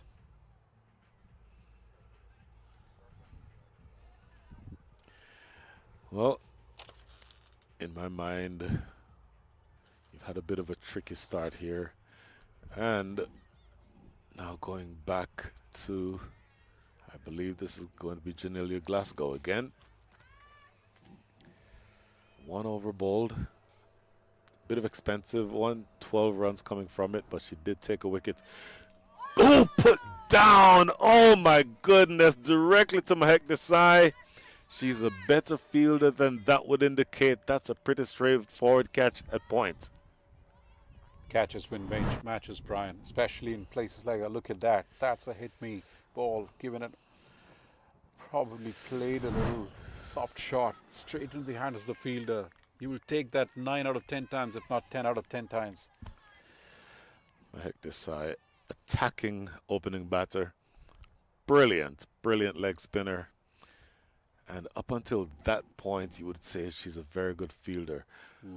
Once again, that digging in, that intentional short pitch ball, she does it pretty well, because from that little run up, sometimes it can bob up and cause a wide, but she's doing it very well. Effective. Who wants this one? Mid-off. Mid-off takes it. Another wicket, so that drop catch does not hurt. Catch taken by Disha Kaveripakam. The happiest person on the field right now is Mahek Desai. Wicket number 2 goes down, 23 for 2. Brian, that was a wicket that completely has Janelia written all over it. She rolled her fingers over, and when we'll see it, she plays it early. The ball is a little slower outside the off stump and kind of bobs it up, and that's a wicket created by the bowler. Excellent bowling there. Really well judged catch in the end. So, look, you have to take them when they come. As you said, catches win matches. Drop catches can sometimes lose you matches. Mahek Desai is the happiest person on the field, as I just said, because 2 deliveries ago, she would have been thinking about that one that she put down. But thankfully, at least from her standpoint, her opening bowler delivers a ball that was not able to be put away. And that is the 2nd wicket down. So that does mean that Isanova Vagela comes to the crease. Things are getting just very interesting right now, aren't they? Interesting is an understatement there, because I can tell you, Janelia Glasgow, she's got an opportunity because Ali Aline is not bowling, and she's cashing on it. She's putting on a show here, 2 for 12 in a 2nd over. And bearing in mind, those 12 came in her 1st over. So far in this over, she's bowled 5 deliveries, no run scored off of any of them, and a wicket to boot. Around the wicket, and she loses the wicket maiden as that's played into the deep. That is Leah Lane down there, I believe. Yep. And a single, but things are really swinging emphatically in the direction of the Blazers. End of over number 3, 24 for 2.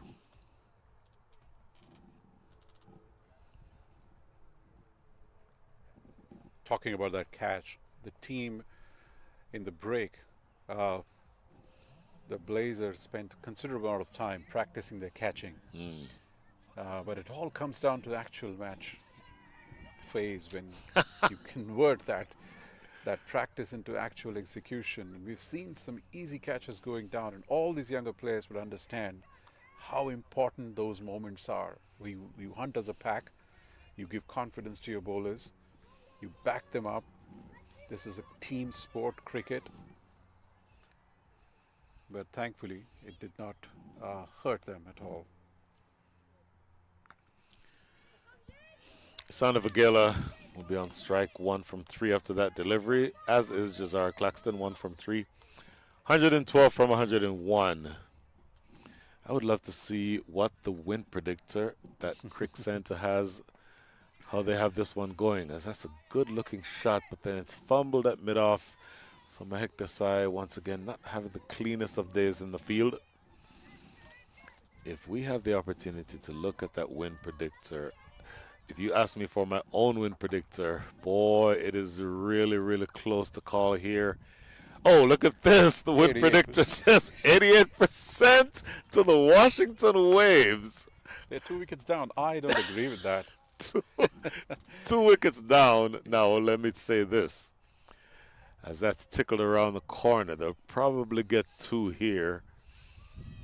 Yeah, they'll come back for the second run. In speaking with the creator of the brains behind Crick Center, it takes into account a ton of information, has all the data and all the players, how they batted the last 20 times they've batted, what their scores were, what were the averages of each of the bowlers who are in the opposition. It takes a lot into account. This is going to land safely. And so they're very, very confident that if they say that there's an 88% chance that the Washington Waves are going to win, that's what's going to happen. You remember a couple of days ago, was it yesterday or the day before, where that in over number 2 it said 92%, and you and I laughed, and it ended up being that the team that they predicted was at 92% is the team that won. But it will be interesting to say 88 just sounds excessive to me. We'll see how far that gets. It almost seems like the election season out here in the United States sometimes. When you start seeing the early trends and the way some of the tabloids call it.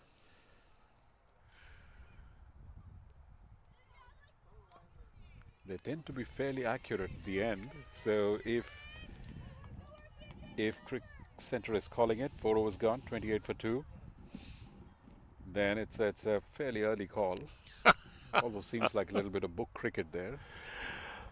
Oh, goodness. Going at the rate of 7 and over here. Prajit Moody there, the coaching staff from Waves. They look pretty relaxed for the moment. Couple of flutters, probably those 2 wickets, but they seem to be having it under control at this point. Oh, goodness. Now, how do you play this if you're Jazar Claxton? 4 from 5. Target 136. Required rate 6.75. You're scoring at the rate of 7 and over. Does Jazar Claxton need to feel any amount of pressure to push on past where she is now, striking it at 80%?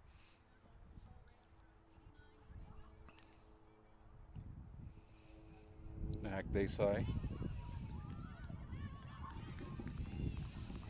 with her leg spin there, and it will be good to see how Jazara Claxton goes from here. She's had a good tournament. She's had a couple of good scores, but we know she tends to take the balls coming into her a little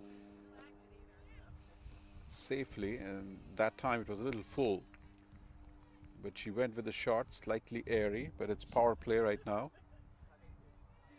And quite rightly, she's pretty strong on the leg side. They've got a couple of fielders in the deep for her. And that was just a single. You all know she takes some time, Jazara, but she can be explosive if she's at the wicket for a long duration. So Mahek Desai, just 2 balls bowled in this match so far. As a reminder, what she did on debut, playing for the US U19 squad in the Cayman Islands, is that's a lovely shot over the top, just a single though. In the Cayman Islands a few weeks ago against Canada. On debut, 4 overs, 1 maiden, 19 dot balls, 6 runs conceded, 5 wickets. An economy rate of 1.5 on debut. This is hammered away over the top by Jazar Claxton, and it will go for yet another boundary. Well, I can tell you, Brian, if she brings in that form today, her team Blazers would My be apologies, by the way. I said Jazar Claxton. That was actually Isana Vagela. I'm sorry. Finish your thought. no problem. And if she brings this form, Mahek Desai, Okay, now I really am confused. That replay that we just saw was Isana Vagela, but it was actually Jazar Claxton who played the shot, and I'm all of a sudden very confused. My apologies. Using the Fine. feet, how far has that gone? You have not seen a bigger six than this entire tournament. huge. That is massive.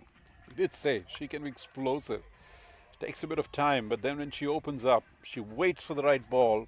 Excellent judger of the ball that she wants to go after, Jazar Claxton. That's huge, as you said. Look at that. Whoa. She wound up into that, through the kitchen sink at it. Look where this ball lands. If we have the ability to follow this all the way, maybe we'll get back to it after this delivery. Oh, that's not Cut good. away and through the gap for four more. So she goes 4-6-4 to close over number 5. An expensive one. It is 16 runs coming from it. End of over number 5, 44 for 2. Here we go. It's going on the back foot, leaning into this one and cutting it away. That is a really good looking shot, a good looking strike. And it goes all the way for 4. So after 5 overs, you have 44 runs on the board. 2 wickets down, so that would be a bit of a concern. But you're scoring at more than the required rate. In theory, 92 needed from the next 90 should not be very difficult. And maybe the Crick Center guys know what they're talking about when they say 88% is what the win predictor is, as we say hello to Manana Patel yet again. Good afternoon, Manali. Good afternoon, Brian. Going in the direction that the Raptors don't want at the moment, with the 2 wickets at least. And a couple more wickets could be trouble. Aliyah Lane comes into the attack. Fired in, down leg for wide. Aliyah Lane is bowling from a 3-step run-up. I did see her while I was walking my laps, doing a lot of heavy stretching on the roller. I don't know if she's 100%. And fast bowlers rely so much on rhythm. So the fact that she's had to cut her run up in half. Well, it's more than half. It's 3 steps.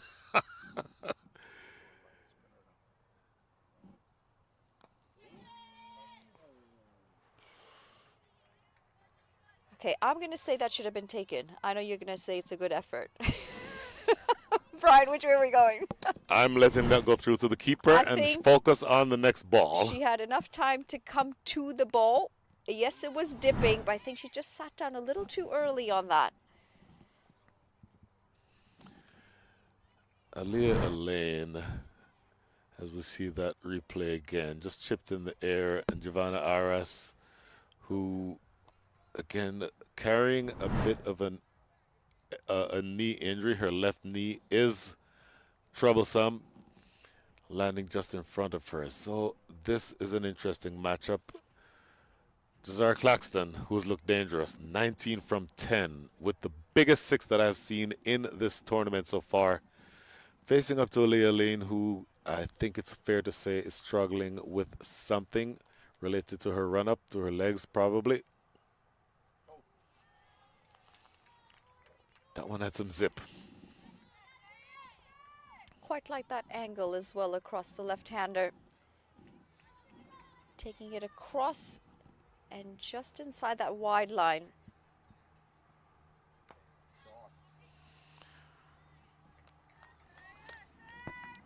So before we realized from the 3-step run-up that there's likely something wrong with Aliyah Lane, I'm interested in your thoughts on a bowler who goes for 19 runs in the first over, only gets the ball late again in that same innings, as that's slashed away for 4. Good looking strike, but just a little bit too much width on offer that time from Aliyah Lane. Your thoughts about keeping her out of the attack and bringing her in over number 6?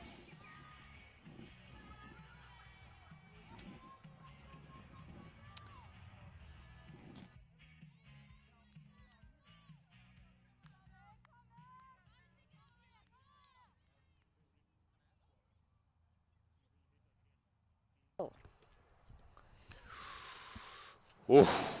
This is a sphere going to be 5 wides. Yes, it is going to be 5 wides. And very clearly there is something seriously bothering Alea Lane. Not able to get the ball in the right areas. This one clearly down the leg side. And Sahasra Gorla not able to get the gloves behind that one. So 5 free runs and an expensive day with the ball continues for Alea Lane.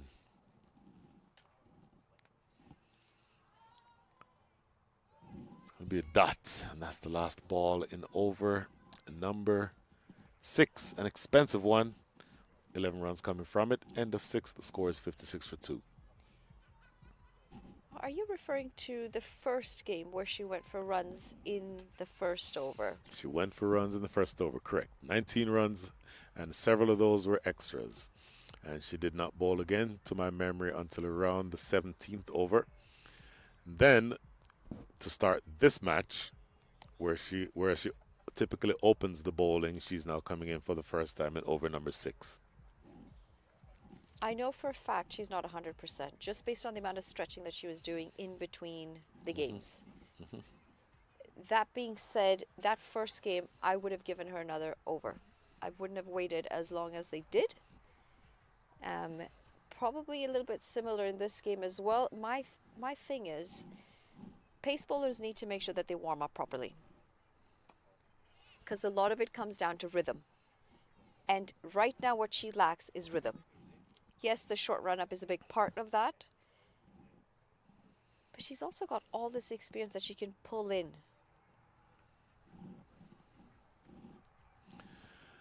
The fact that she switched to a run-up of 3 steps clearly to me tells me that she's struggling with something. Likely her legs, so something on her lower extremities, but the inability to find the right line for me is a concern. Disha Kaverapakam it is who is into the attack. Just taps this one back down the wicket. And I think, based on where you are right now, another 7 to 9 runs needed from 82 balls. In the air, and it's just going to be out of reach of the fielder, backward point. You would think that Ritul Duvivedi would have had enough time to get closer to that one than she actually did. Couple more runs. Runs coming pretty easily at the moment. Width. Just a lot of width on offer.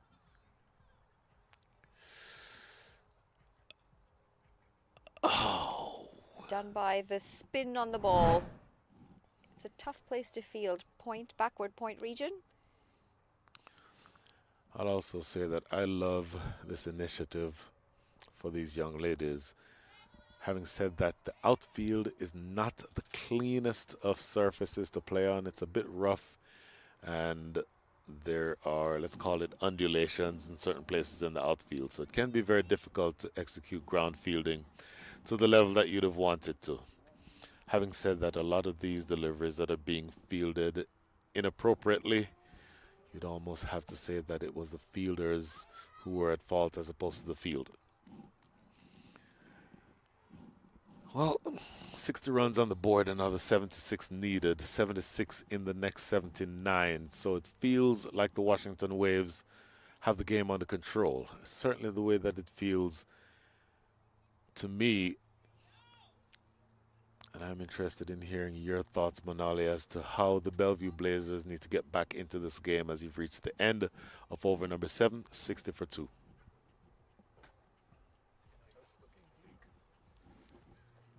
It has to come down to wickets. You have to be able to continue breaking partnerships. You've got to take out the dangerous Jazara Claxton as well. And all of a sudden the pressure will change sides.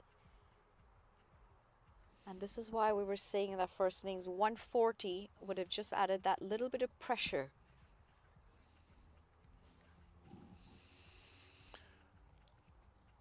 We saw that gigantic 6 that Jazara Claxton struck, 26 from 17. And look who has the ball in hand once again. It's going to be the captain, Giovanna Aras around the wickets. Nothing going for that shot for me. Do love the optimism when bowlers appeal. They always do that though, don't they, bowlers? It's something's just so natural to them. That's why if you're a captain in a team where DRS is being used, you find the opinion of somebody behind the wicket and not the bowler. Because the bowler, in the bowler's mind, everything is out. It did not pitch outside leg. It was not bouncing over the top. It was hitting middle stump halfway up.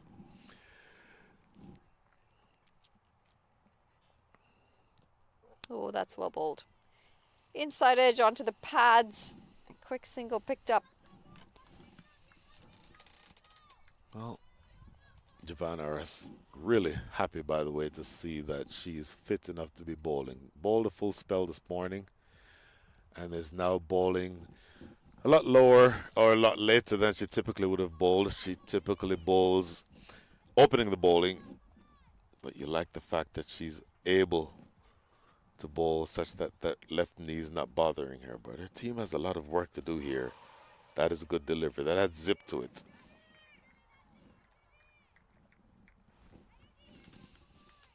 Bit of extra pace, but not the greatest footwork by Isani Vagela on that. She is struggling out there. 4 off 13 deliveries.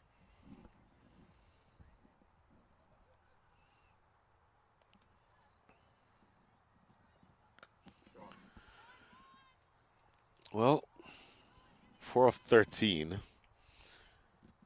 Do you look at 4 of 13 and say, I'm going to need you to pick up your scoring rate? Or do you look at the current run rate of 8.13, in fact, after that single 8.09, and say, our team generally is doing what we need to do. So let's not be too concerned about that 4 from now 5 from 14. No, I do believe that she's got to try and find a way to rotate the strike. And the reason why I say that is just you cannot put all the pressure on Jazara Claxton to be scoring the runs.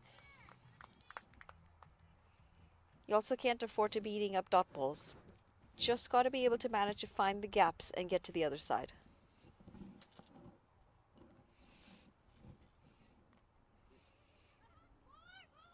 Trouble.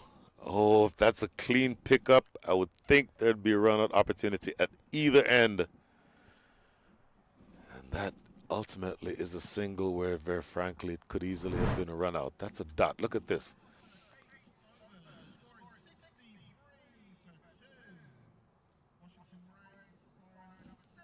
That time, the ball bounced a little bit more than she was expecting due to the roughness of the outfield.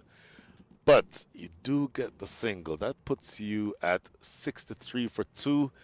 8 overs up, 73 needed from 72. So right around a run of ball.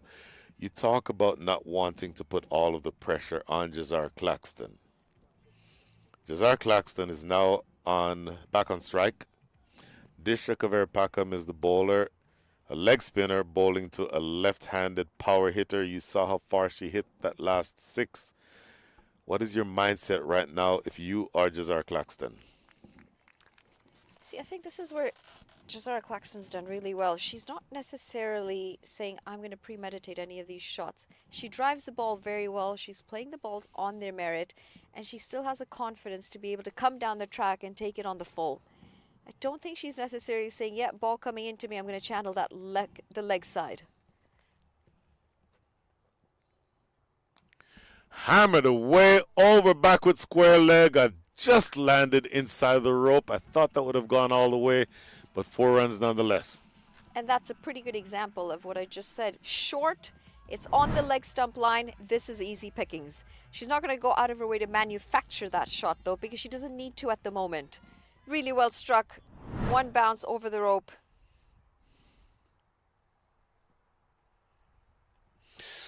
Ooh, a slip fielder there would have been in business, but they'll get another couple runs. It feels like runs are coming way too easily. They've just passed the halfway mark in terms of the runs needed. They're on 69 runs, only another 67 to get. that puts you in a really good position because you still have 8 wickets in hand and you're not even through the 9th over yet.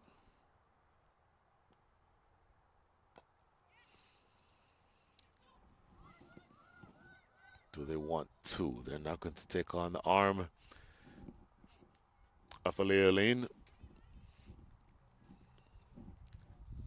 The Manali Patel win predictor right now says what? Too early. Too early. Maybe after this over, we can put up the actual Crick Center win predictor. It may change after this because a big hoik across the line. Isana Vagela misses, and the off stump is knocked back. So, a wicket down now. Disha Kaveri Pakam in amongst the wickets. 70 for 3. That's a poor shot to a delivery that wasn't quite the right length to be sweeping. It just shows the amount of struggle that she was having out there. Sani Vagela, she's going to have to walk back. It's 3 wickets down now. Played right over it, just too full to be going across the line. And this is why I said a bit too early. 8.5 gone, it's 70 for 3. Take a look at that replay again. So, I think I like what you said about just rotating the strike, pushing the ball down the track. This is a full enough delivery, and it's on the stumps, so you go across the line at your peril, but you get an easy single down the ground if you just simply play in the V, tap it down the ground. That is not what she chose to do with Sani Vagela, and essentially pay the price for going across the line. Amarpal Kaur, who is a very experienced player and will know that her team does not need for her to be superwoman. Her team simply needs somewhere around to run a ball, and they win this match easily. So the last ball coming up here in over number 9. Disha Kaveri Pakam in amongst the wickets already. 1 for 11 from her 1.5. A slip fielder in position, which I love to see. Put that pressure on. Quick single. And she took off very late to Amarpal Kaur, but she does get there in the end. So that's a successful over. Bowled by Disha Kaveri Pakam. 2 overs, 1 for 12. The score after 9, 71 for 3.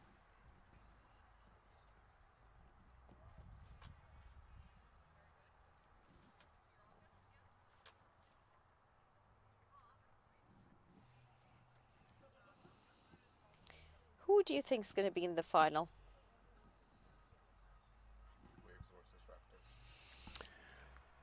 Well, as of this stage, if it continues along the pathway that it appears to be right now, it would appear that the winner of this game would be the Washington Waves. And if it is the Washington Waves that win, then you would think that it would be them and the Redmond Raptors. Appeal. Gone. Oh my goodness, the cat amongst the pigeons. Don't hand the win to the Washington Waves just yet, because the captain, Giovanna Aras, has struck. The dismissal is a big one. Amarpal Kaur goes, and that is 71 for 4. Seam movement off the surface just takes it marginally away for Amarpal Kaur, but she was also very off balance through that shot. Outside edge, keeper does well, and the finger goes up. And this is why I will say that question last over was a little too early to me. I think there's a lot of life left in this game. 4 wickets down, 71 on the cards, and this game has come to life. I would love to see if we have the win predictor for the Crick Center, guys. Let's see. There's the outside edge. Of course, can't tell from that angle that it was an edge, but everyone inside the circle went up. A very healthy edge it was. And Jazar Claxton at the non-striker's end as Taranam Chopra, it is, who is taking her place at the wicket. As you said, this game has come to life. So it'll be very, very interesting here. You've got a feel for Our ball core, she is so.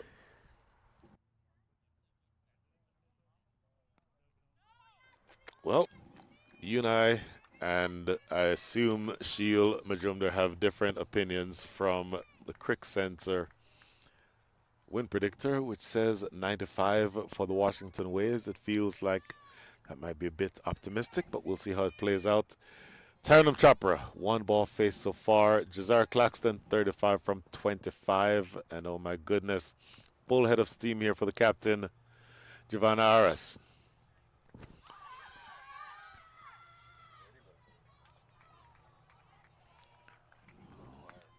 You would never tell looking at her that there's been a history of a knee injury because she's really bowling well here, Giovanna Aras.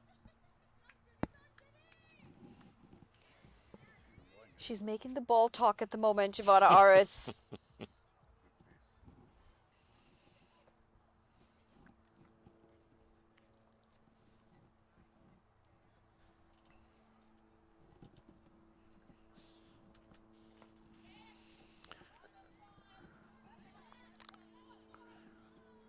Well, in making the ball talk, she's dragging her team kicking and screaming back into this match. That required rate that was down around 4.83 not too long ago has now shot up to 6.19. So you're now needing more than a run of ball. 64 runs needed from 63. And yes, it's very close to being a run of ball, but the point is the required rate is increasing. And Jazar Claxton, 35 from 25. It feels like there's a lot more that depends on her right now than there was a couple of overs ago. Clipped into the leg side. You're not going to get that pass. I think she's just going to Generally, sit there. Glasgow. She's going to lounge for a bit. No real rush to get up. It's a nice day for a picnic at the park. she certainly sees the funny side of it. Jazar Claxton. I'm sorry, Janelia Glasgow. Last ball before we get to the halfway stage. Inside edge onto the pad. What a great over bowled from the captain. She's absolutely done well here, Giovanna Aras. And that is the end of over number 10. Giovanna Aras's figures 1 for 4 from 2 overs. Spectacular. The players will take a break as we have brilliant sunshine all over the ground again here at the Fairfield County Park. We'll take that break with the players, and then we'll see you shortly.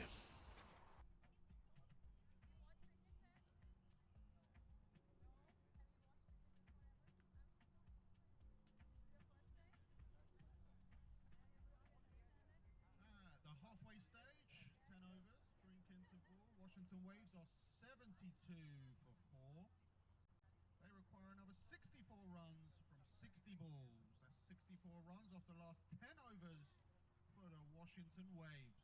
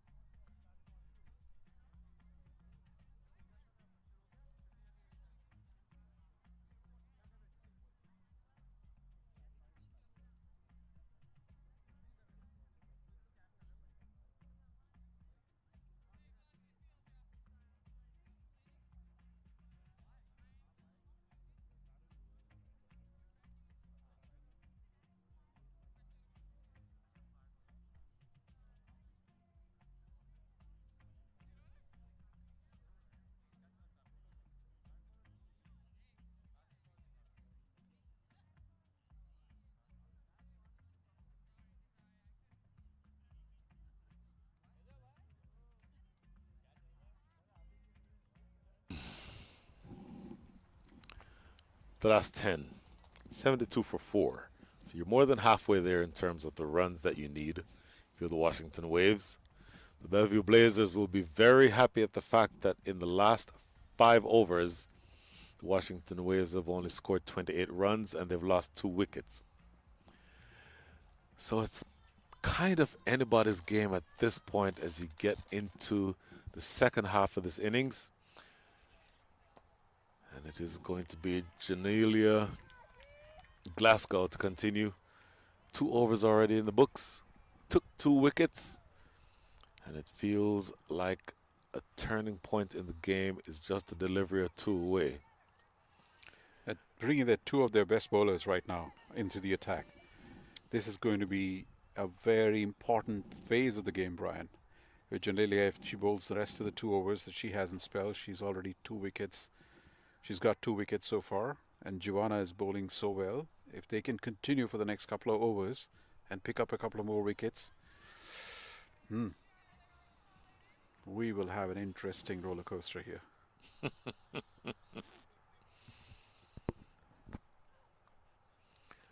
That's not going to help. Spraying it down the leg side. Haven't had much success locating the ball in the right areas. That is the 11th wide of the innings.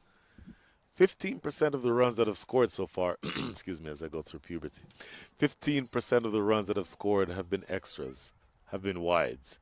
And so that's a stat that absolutely keeps you out of the game. You're not able to build any pressure if you continue to give the opposition side runs. And that's an unforced error, as they call it, because that's completely in the control of the bowler. A good ball, if that gets smashed for runs, you doff your hat to the opposition, move on with life. But if it's a wide, it's an error. Well, once again, she's tried to use that short ball as a secret weapon, but it's not so secret if you do it once and over.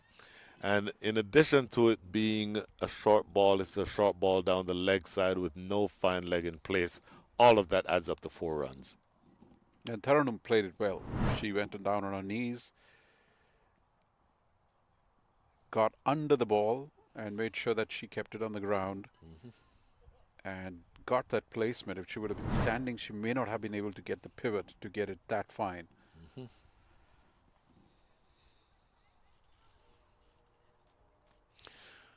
Oh, cheeky. And that's a misfield at short third, and it runs away for 4 more.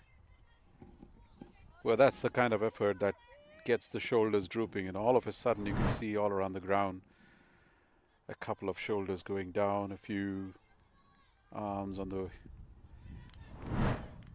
on the waist, people watching. That's that's something that you should not do at this stage. You want to win. That should come out in your intent, with your body language, charging the ball, holding on to everything. 11 overs done, 83 for 4. 2 fours. One of them, credit to the batter. The other one, on 4. Should have been just a single. Oh, what a wonderful shot that was. It's a wonderful shot to a bit of an ordinary ball. This is a much better ball. Maybe a little too wide, but steered expertly behind point for 4. As I said a couple of deliveries ago, 28 runs came from the last 5 overs, but 11 of them came from this last over. So essentially you've given back a lot of the runs that you've saved, and a lot of damage has been done. The required rate now back under 6. It's Giovanna Arias again. And my commentator's curse, it's getting to prodigal levels right now because prodigal levels. And now this time it was on the bowler. I came in and called out Janelia Klassen that she's having a great bowler, one of 2 of the better bowlers, and she gets punished in that particular over for 11 runs. I would rather not comment on the play. It's not fair on them, honestly. Gone, full and straight, and she hits Taranum Chopra flush on the toe, and the umpire believes that this would have crashed into the base of Midland leg. Interested in your opinion on this decision when we get the replay, Mr. I almost called you Mr. Mahadevan, Mr. Majumdar. But what matters is it's 83 for 5, 84 for 5. Yeah, it's a good ball. It was a pretty... It was not the strongest of the appeals that you would see. Slightly optimistic. That probably made it look like probably the umpire might not agree with it. But it was, in umpire's opinion, adjacent to the stumps. Let's take a look. Ooh. It was probably dipping in, coming in, but did it do enough to come back and hit? It was York length. It came in. The question would be, did it come in enough? It's no question very close. Maybe you can say it's probably shaving the outside of leg stump, but it's a very, very close decision. Had that been given not out, I don't think that there would have been a lot of complaints from the bowler herself, Giovanna Aras, and Taranam Chopra. When she goes back and looks at that replay, she may have a different opinion. No bowler, no batter, everything's they're out LBW. But it's a close call. The umpire gives the decision that he believes is the right one. And here we go. This is a very good delivery again. Outside edge found. It's She's going to be bowling Geetika full. Kadali. Yeah, Captain to captain. she's bowling it full, and I would completely agree with you. In if it was done in some sort of an international games and it had that technology, we could have probably got that as an umpire's call. It was probably hitting and shaving the outside of the stump. So I'm not too bothered about that decision. It was very close. I completely agree with you. Now, having said that, it's up to you as a batter to use your bat to stop the ball from hitting your pad. So Yes. if you miss a ball that's straight enough to at least call into question whether or not it should have hit or would have hit the stumps, then essentially the ball is in your court, no pun intended, to keep that ball away from hitting your pad. Geetika There was a little bit Kadali of getting movement in that off ball. the mark, getting that one down the ground for a single. There was a little bit of movement, and going back to that dismissal, a little bit of movement in the air. So probably credit to the bowler to have deceived the batter to that extent, as that they could not get it on the bat and hit the pad. So all good there. I think this is a good spell of inspiring spell of bowling from Giovanna. Again, putting myself out there. My commentator's curse. I think at some point I'll get over that. You are lethal with the commentator's curse. No, Well- it's good. 2 for 6, 3 overs. They needed a captain's effort from her. 2 for 6 in 2.5 overs. Yeoman work here for the captain. And this is just going to be another single as this is played into the offside. Cleanup work done by Shubhi Agrawal. And her coach down in California, Mr. Clint Copeland, must be happy with that piece of fielding. End of over number 12, 86 for 5.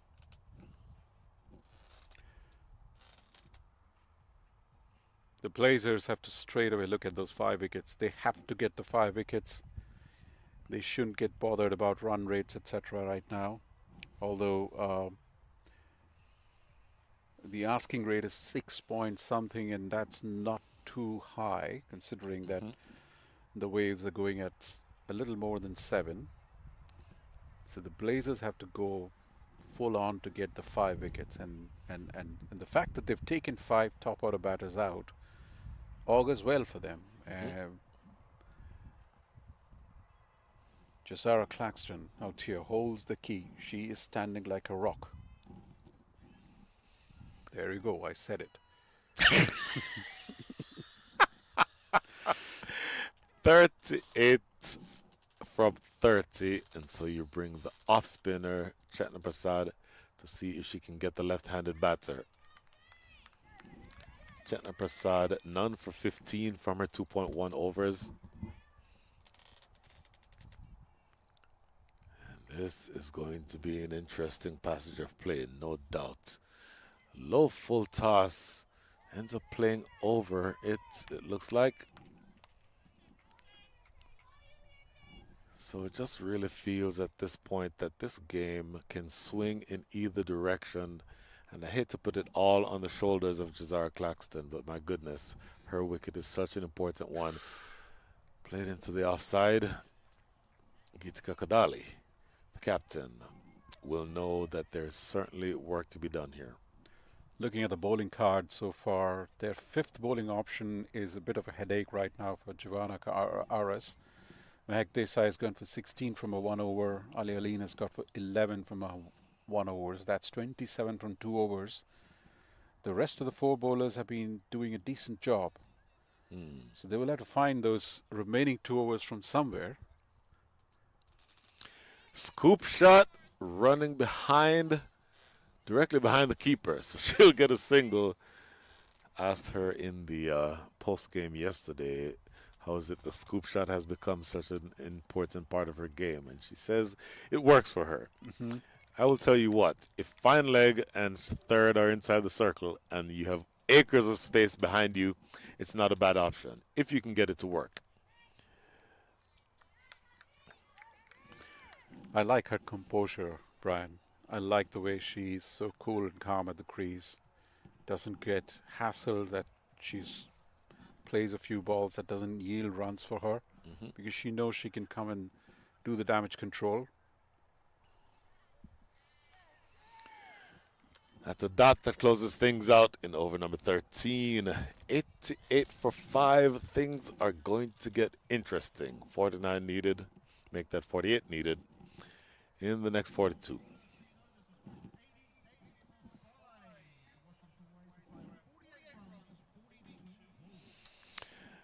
Look at the runs in the tournament. This is an interesting graphic. Disha Dingra, top of the pile, 165 runs. Jazar Claxton, who we just talked about and who is in the middle of the action, 117.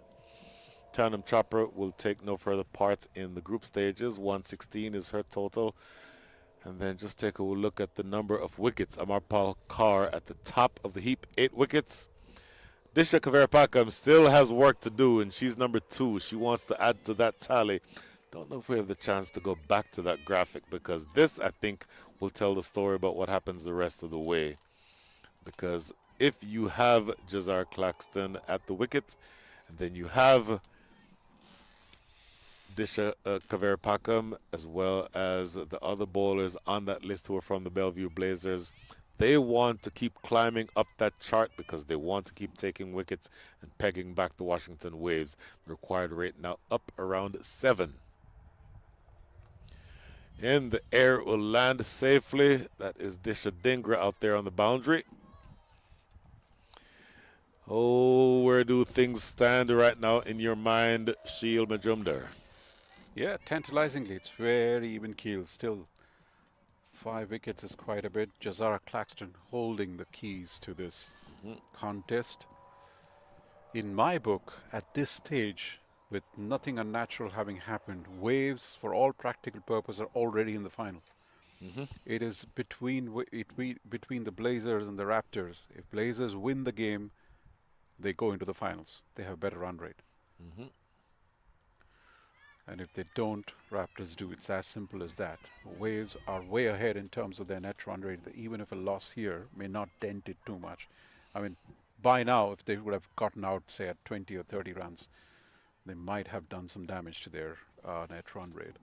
So it's how badly Blazers want it from here. If they can hike up that intensity, and like I said, they have to find 2 bowling options.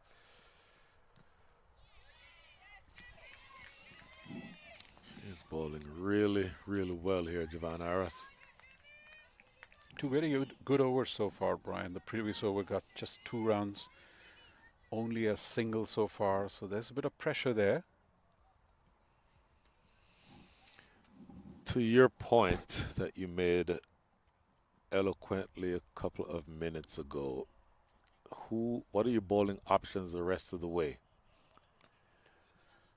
Well, I think at this point, if I'm the captain, if I'm Jivan Aris, I would back Mahek Desai. She probably had a tough over at that point, but she has been a frontline bowler who backs, who's a very confident bowler. So I'd probably go there. I would not look at Ali Aline. She doesn't look fully fit at this point. So Mahek Desai would be there for me as an option, and I would go ahead and give her the confidence at this stage. She ends her spell with a string of dot balls, 4 of them in all. In fact, her last over only goes for all of 1 run. What a spell from Giovanna Aras. 2 for 8 from her 4 overs. Brilliant stuff from the captain. 89 for 5. Let's do some math. 6 overs remaining. Disha Kaverpakam has 2 left. Aliyah Lane has 3 left. I think I agree with you that I'd be very hesitant to use her. Obviously, she's carrying some sort of an injury. Mahek Desai has 3. 1 each for Janelia Glasgow and Chetna Prasad. Boy, you're going to have to go spin heavy the rest of the way. You On a don't day. have a lot of options. Yeah, on a day when we are seeing the faster bowlers are getting some purchase. Giovanna showed that. And even Ali Aline, when she was bowling, a couple of balls when she got in the right place. Unfortunately, she got some boundaries here and there, buys, etc. But she was getting the pace. So right now you have to see if the spinner... Catchable. Did she take that? Oh, what a catch that is. That is Disha Dhingra at her best. What a big wicket. That is the end of the captain. Geetika Kadali goes for 3 from 7. 89 for 6. Oh my God.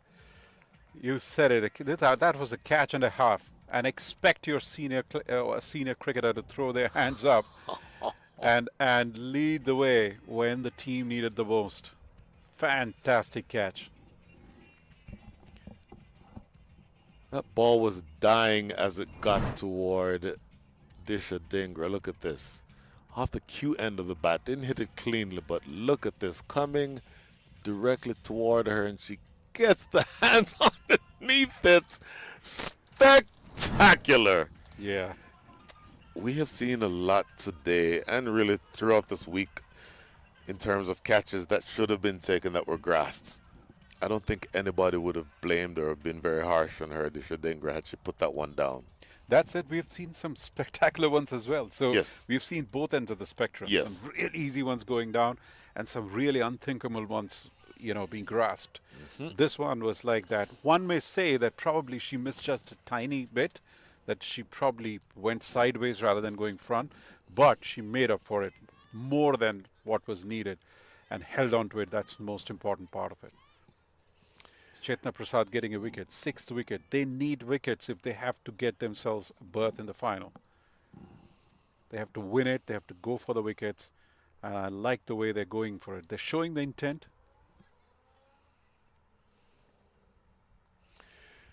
Two lefties at the crease.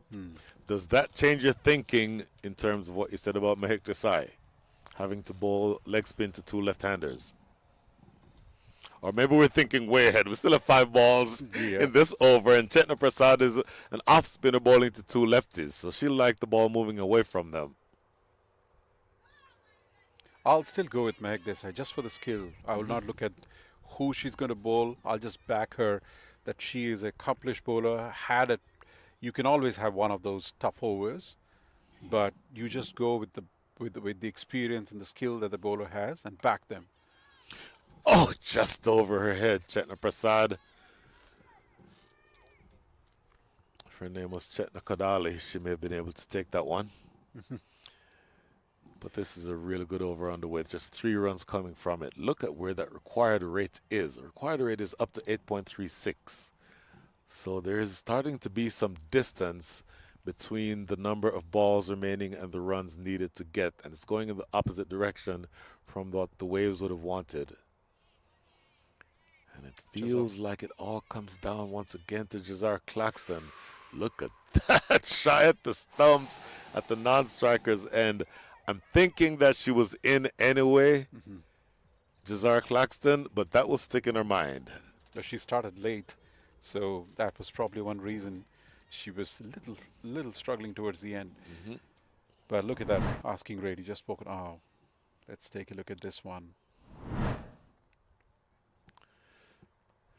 In the air, and the diving attempt can't quite get there. Oof. It was in the air for a tantalizingly long time. Radha Sriram is on the field as a replacement. Thought she would have been able to get to that one. Look at this. Just landing short. And as they say, it's all happening One ball remaining here in over number 15.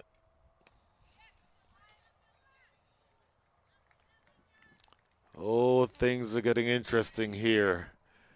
93 for 6 after 15. Is it too close to call, Sheil Majumdar?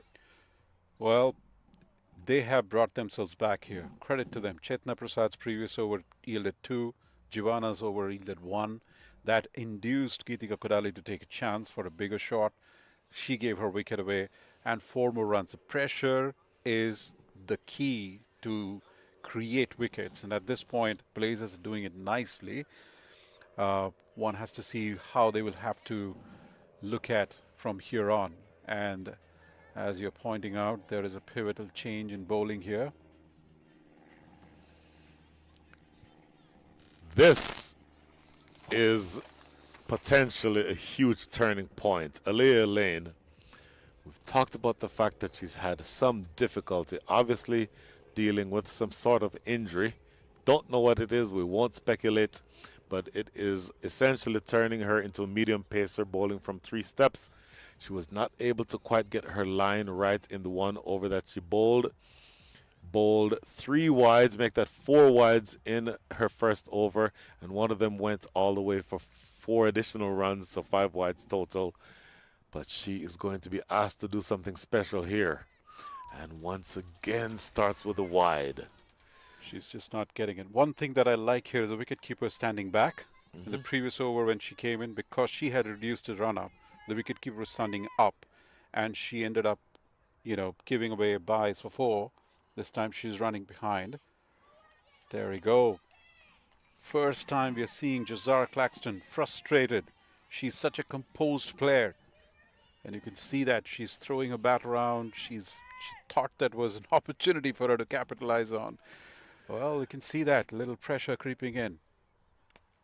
In the air toward you and me, and it's just over the top. Just for a second, I thought that the fielder on the boundary, Mahek Desai, would have been able to get to it, but it's over her, the top of her, and goes for 6. Something was waiting to give, and it was the batter who just judged it so nicely. There was probably 2% chance for the fielder there. Yep. But it was a tough one. Oh my goodness. With that 6, Jazara Claxton's strike rate goes back up above 100. It was below 100 for a while. Almost for the entirety of this innings, her strike rate has been above 100. Knocked her over. What a big moment this is. Oh my goodness. 100 coming up with that 6. But this might be the moment of the match. 100 for 7. This is certainly the moment. I mean, there was an option. Should we go with a spinner, Mahek Desai, or the seam-up option of Aline, albeit she's just bowling with a tiny run-up. The captain has gone with it. Look at that. She gave it a kitchen sink. That was not a wicket-taking ball from any stretch of imagination. It was just a slower ball. Deceived the batter who came down and went with the shot. Was too early on it. The ball just went past, trickled past her. Look at that. She's way too early in that shot. A slower ball, getting a wicket there. It is easy to ask this question after the fact. You've already gotten a wide. You've already gotten a 6. Did you have to go running down the track trying to hit her out of the park? Well, she was breaking the shackles here. The last 3 overs, the pressure had increased. She thought that because Aline is coming with a bit of a depleted strength, she would probably want to capitalize on that. And maybe it is also a bit of a Caribbean rivalry. Always works out. You know that. I've seen Dwayne Bravo, Karen Pollard go at each other. They get fired up looking at each other. I don't know. You would know more about that if there is a bit of camaraderie between them, that kinds, where they want to. But this was more of circumstantial to me, jokes apart. She probably felt she had an opportunity, but there was a little bit of manipulation in that ball. She had just slowed the pace a little and she got herself wicket. That rivalry that you referred to, and I'm going to get a whole lot of people angry for saying this, is mostly between Jamaica and Trinidad. Oh, really? There's not a built-in rivalry between Barbados and St. Kitts. St. Kitts and Barbados are much closer in terms of culture than, say, the big island up north, that would be us, and the small island. Clint, I know you're listening to me. Trinidad and Tobago. But having said that, they both play for the West Indies. Yeah. They both would have had plenty of, let's call it, energy, Yes. each wanting to excel against the other. So not surprising that she tried to knock her out of the park, but unfortunately didn't come off with Jazar Claxton. And that is a huge, huge wicket in the context of this match. Oh my goodness, it does not get any bigger than that. Clearly one of the moments of the game. Oh, 16 overs done, 101 for 7. And what an inspired bowling change there. I'm happy that Giovanna Aras, from her own experience having bowled 4 overs, she saw that Seema probably would be an option, going with Ali Aline, and they got the wicket they wanted here. Now, the cat is well and truly amongst the pigeons here. Dishika Verapakam, 2 overs bowled so far. First over that she bowled went for 4 runs. The second over that she bowled went for 8 and she took a wicket. Look at the bottom right hand of that screen. The Washington Waves win prediction has tumbled from 95 to 46. That to me feels a little bit more realistic. And as they're scoring in ones now, and as you've gotten rid of Jazar Claxton, it feels like 46 might be on the high end of where it should be. Yep, I totally agree with you. At this stage, the Blazers have it more in favor of them, and it's a game for them to lose, really.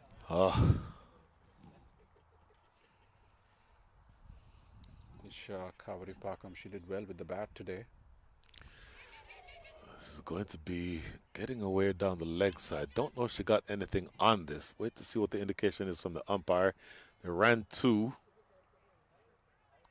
And it's just 2 byes.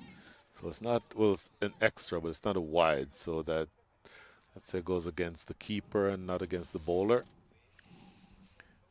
Yashadi Titeki, we haven't said her name much. 2 from 4. Aparna Gurumurthy at the crease as well. We've seen Yashaditi play a few big shots. She is, again, someone who is watchful, but when she's set, she can play. The first game we did see, she hung around for a while with Sanvi, and towards the end played a few big ones. But at this stage, it's that little, they'll have to see through this innings. At the same time, ensure that they are not losing out on the momentum. One thing that we have seen in these few days is a few byes, etc. And I'm sure these young wicket keepers will understand how important their role is in games. Byes can relieve pressure, so they will want to be extra watchful here, not to give anything free, any freebies to the opposition.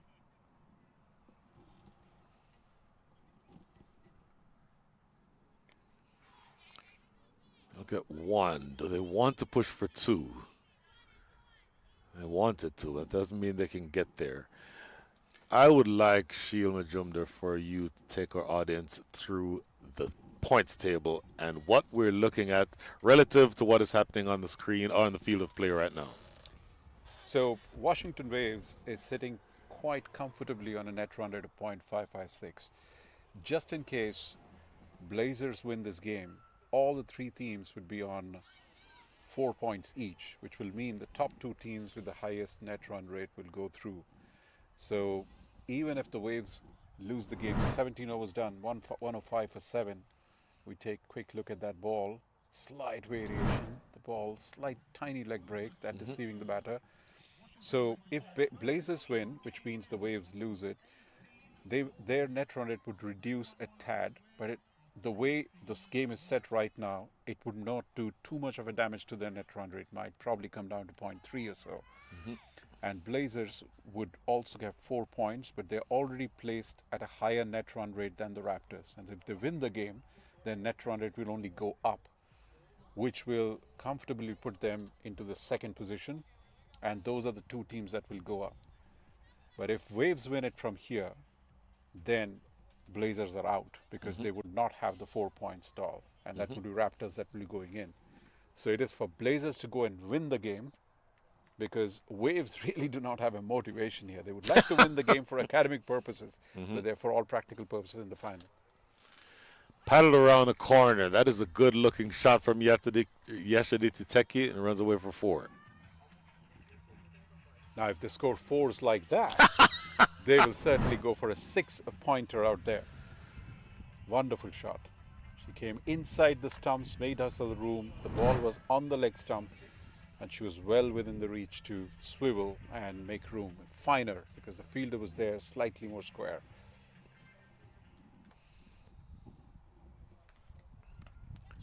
She has height. Does she have distance? No distance, but it's going to land in front of Long On. That is Disha Kaverpakam, who had to come off of the ropes to get that one. So another single. 4-1. Look at that shot again from the first ball of the over. Lovely use of the feet there, and the use of the crease as well.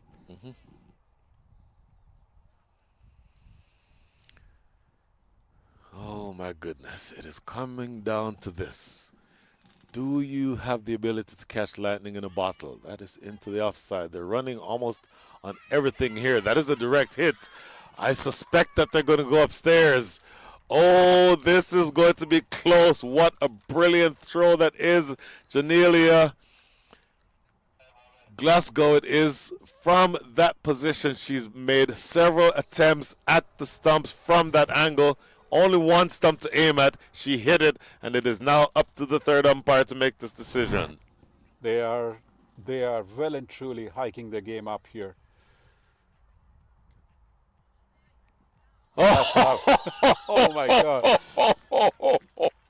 That's out by a mile. The decision for the big screen has been made. 109 for 8. Make that 110 for 8. That is an absolutely stunning throw. And more importantly, it's also the throw in a situation where they need it the most. To have the clarity of thought, aim, take that moment, extra, not throw herself into the throw. She took that little bit of moment, aimed at it, and then let go, a rocket throw onto the stumps. Oh, the dugout out there of the Waves, they were looking so relaxed and happy a while back. They look a tad angsty right now. Oh my goodness. This game has turned a mile. In the air, do we have another wicket? We have another wicket. Oh my goodness. Catch taken by Mahek Desai. I'd love to see her hold on to a catch. 110 for 9. This is an incredible comeback. In fact, the Blazers are fighting, showing that they need it so badly. Look at that. That was once again a slower ball. She came down and the ball sort of kicked up on her. And a very comfortable catch by Mahek Desai. But we say comfortable, the situational complexity and everything else. Sometimes even the comfortable catches can become tough. The most important part was keeping the head cool and grabbing it. 8 wickets down, 110. If I'm not mistaken, did I say 9? It's 8 wickets down. There we go, 110 for 9. I thought I was off by 1. So 110 for 9. The last pair is in. Yashaditi Teki has been dismissed. Adia Rawat is at the non-striker's end. And the new batter is going to be Jaivi Patak. Jaivi Patak for the Washington Waves. All of 15 years old, facing up against the senior professional here in Aaliyah Lane, 31 years old. And this is the matchup of, is this David Goliath? Is that appropriate? It Aaliyah could be. Lane is the most experienced cricketer in this tournament. 68 T20s played for the West Indies as compared to a youngster, all of 15 years old, with 1 wicket to go. And she's brought us back. She's picked up 2 wickets, probably created 1 more wicket if you say so. The creation of a run out can be attributed to a bowler. But the point is she has used all her experience despite her limited abilities to make it count for Blazers. She's asking a question if that has clipped the bowler batter there. A little bit of smile and banter between the umpire and the bowler. Interesting. She's going stump hunting. She's gone around the wickets to Javi Patak. She's hunting for the base of middle stump here. Solid in defense. It just feels like the key here is to see off this next ball if you're Javi Patak. Adirawat doesn't have a whole lot of batting behind her, but you just want to be able to get past this player. And she accomplishes that fact here. Then the last couple of deliveries, no runs, but importantly, that last wicket is still in the bag. End of over number 18, 111 for 9. Well, if ever the Nelson needs to work, it is now. I'm sure they would love to make it 112 and a bit more, I guess. 99% Blazers right now, the win predictor. Quite aptly. Oh, Does look like goodness. that. So the predictors do change. They do. So the Blazers win. Everybody ends up on 4 points. And per your analysis, the team that would get to the finals tomorrow would be the Waves and the Blazers. Is that right? Yes, that's what it looks like. And well, it's become a bridge a little too far. 25 runs to get now, 11 balls. You never say never in cricket, but this looks a little uphill, slightly higher for them to achieve. Disha Kaveri Pakam. I've said this, she's had a decent game, ball and bat. Young talent again, one of those teenagers playing this sport this couple of days. Well, they get off the Nelson. 112 is your score.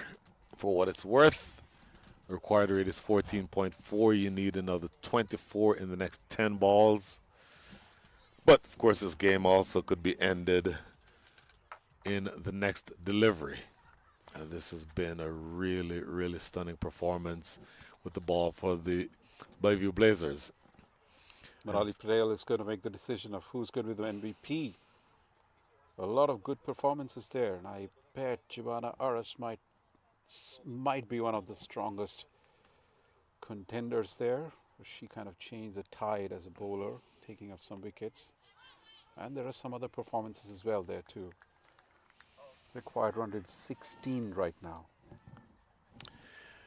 Well, it might be the time to stop talking about the required run rate because as of this stage, as they say, it's all over but the shouting. Remember the name, Carlos Brathwaite. You would not forget that one. I absolutely would not forget that one. So it's an interesting point that you bring up about player of the match, Giovanna Aras, with the bat. 26 from 17, 2 4s and a 6. And with the ball, Giovanna Aras, 4 overs, 2 for 8. That to me feels like player of the match territory. Yeah, they are hunting like hawks right now. Oh my goodness.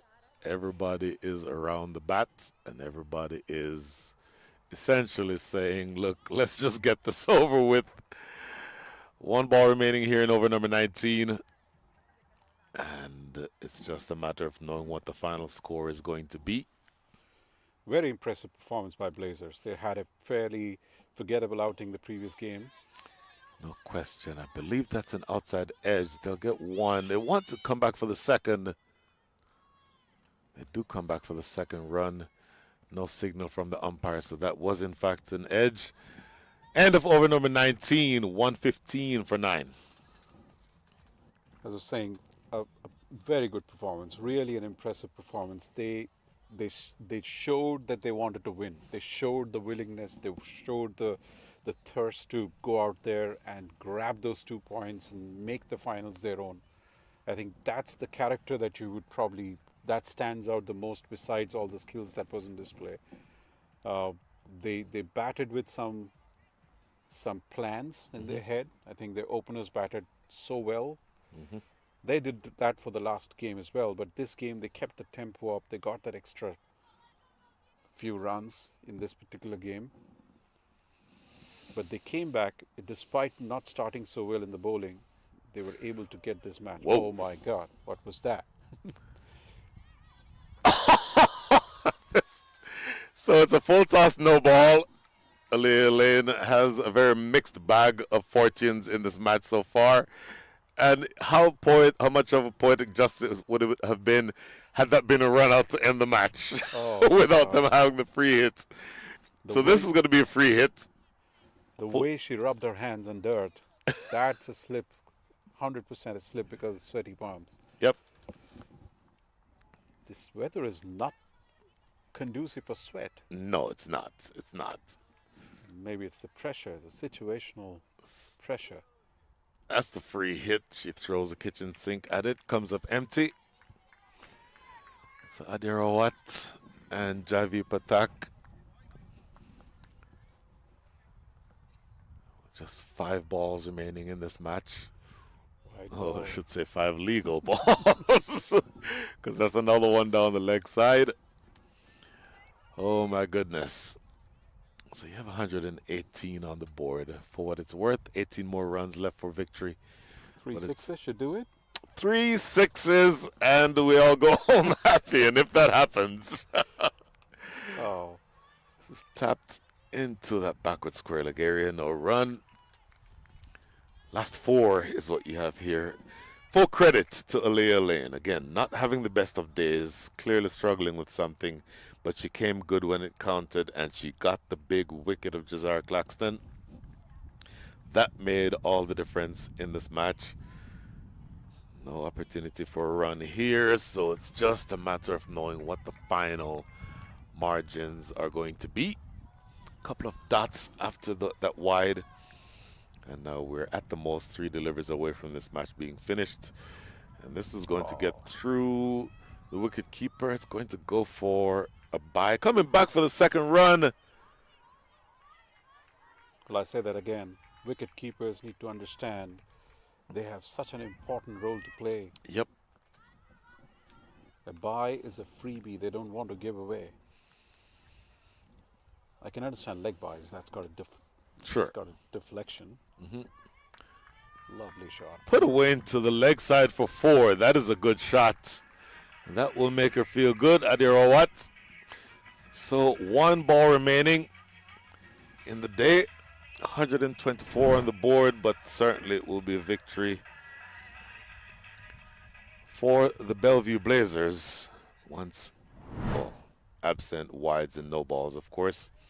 And this is just tickled into the leg side. A very anticlimactic end because the Blazers have put their hands up and have put together a really strong performance with the ball to take victory by the margin of 10 runs. This is really, really good stuff. You'll see the full scorecard here in a minute. But Sheil Majumdar, I'm extremely happy at the way that things have turned out for the Bellevue Blazers. Absolutely, and in a tournament like this, you would want the decision of finalists to be made by the last ball, and that's exactly what it happened. I'm glad that you don't want the results the way it is. You don't want any teams to lose, but I'm glad it came down to the last game and towards the last ball. Look at that.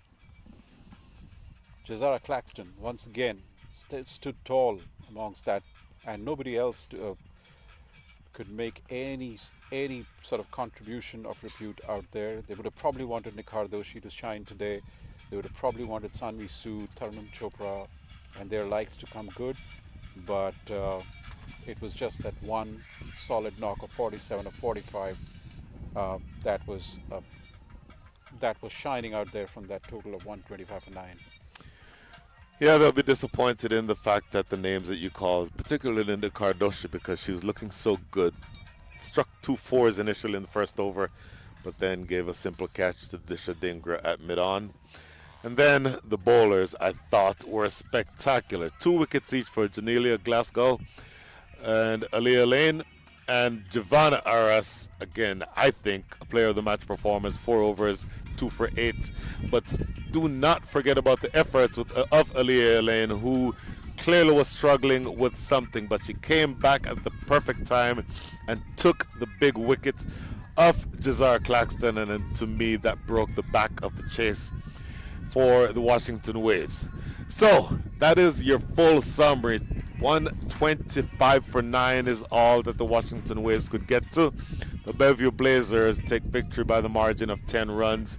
Disha Dingra top scoring, 39 from 33. Giovanna Aras herself, 26 from 17.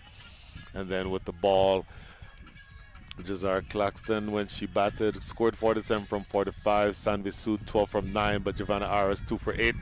And Janelia Glasgow, 2 for 24, are the ones who set the match up beautifully. The points table is not yet updated, but we believe that the finalists tomorrow are going to be the Washington Waves as well as the Bellevue Blazers. So we will get or await official confirmation on that. In the meantime, we'll go silent for a moment and then go over to Manala Patel for the closing ceremonies for this game. In the meantime, we're signing off here from the commentary area. Brian Walters and Sheil Majumder. See you at the non-strikers and see you at the media center shortly for the closing ceremony.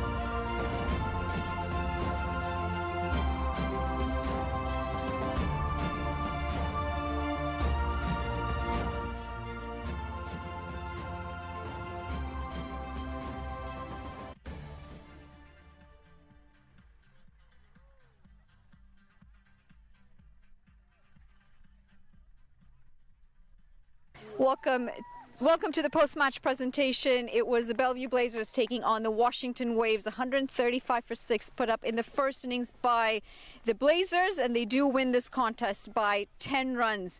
We're going to start off speaking with the losing captain before we talk about who's going to be the player of the match. If I could please ask Gitika Kutali to come up. Gitika, tough one, but it really wasn't a pressure game for you, was it? You were already in that finals. Yeah, our first priority was to make sure that we secured our spot in the finals, but a loss is a loss, and it's something that we need to learn from, take accountability, and really step up as a team. Now, does that affect the momentum going into the final, because you have a loss right now and you've got another game first thing tomorrow morning? I think because cricket is a game of ups and downs, I feel like it low-key goes ups and downs in waves, pun intended. But yeah, I mean, it could affect the momentum, but really it's a shorter format. It's anyone's game, and we're going to come in with a really high intensity. How do you go back and rest up, because you've had a long day today? Yeah, pretty well. I mean, I'm glad we got our 2 games a day out of the way in the beginning of the tournament, but we're definitely going to rest up. We're going to encourage each other and come back stronger. Any game plan going into tomorrow? I think we had some great plans today. Kudos to the other team for really putting us under pressure and cashing out on when we weren't able to execute, but we're going to go back, reflect, and come back with even stronger plans. Tough luck today, best of luck tomorrow. Thank you.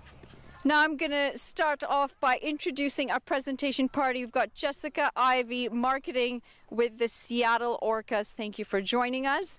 Time for the player of the match and the winning captain. I'll ask Giovanna Aris to come up, and we'll start with your player of the match performance. 26 off 17 and 2 for 8. Thank you. Should we talk about player of the match first? Whatever you want to talk about. Well, you were injured, you weren't bowling, you've come in, you've picked up wickets, you've scored runs. How was it feeling when all of that comes together?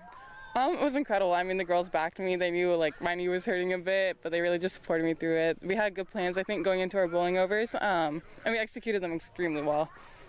It has been a long day for you, though. You've ended it with a doubleheader, and you've got a finals to play tomorrow. Pretty excited about the finals? Oh, definitely, all of us. I mean, we were joking around in the beginning of the game. We were like, okay, we're going to make it, and then we're going to go celebrate, and our coach is going to dance with us. So I think a little bit of the coach dancing kind of motivated us to like really work out and like work really, really hard on the field. I mean, we did that. We batted well. I feel like all of the batters, they did what they needed to do. They executed their plans. It might not have gone the way that they wanted in the end, but I feel like they did what they needed to do. The boys did what they needed to do, and the fielders really just backed everyone on the field. Now, it is a big win today. Yes, you're going to celebrate a little bit, but how do you then focus or refocus for the finals? Well, I've already told the girls, don't celebrate too hard. Just go to bed. I told them we just need a rest. We have to do exactly what we did, carry our momentum into tomorrow's game. But that's really it. No curfew, though. We'll see about that. Well, thank you so much. Well done today. Best of luck in the final. Thank you. That's going to wrap up the post-match presentation. It is the big final tomorrow. It starts early as well, so rest up, and we'll see you all tomorrow morning.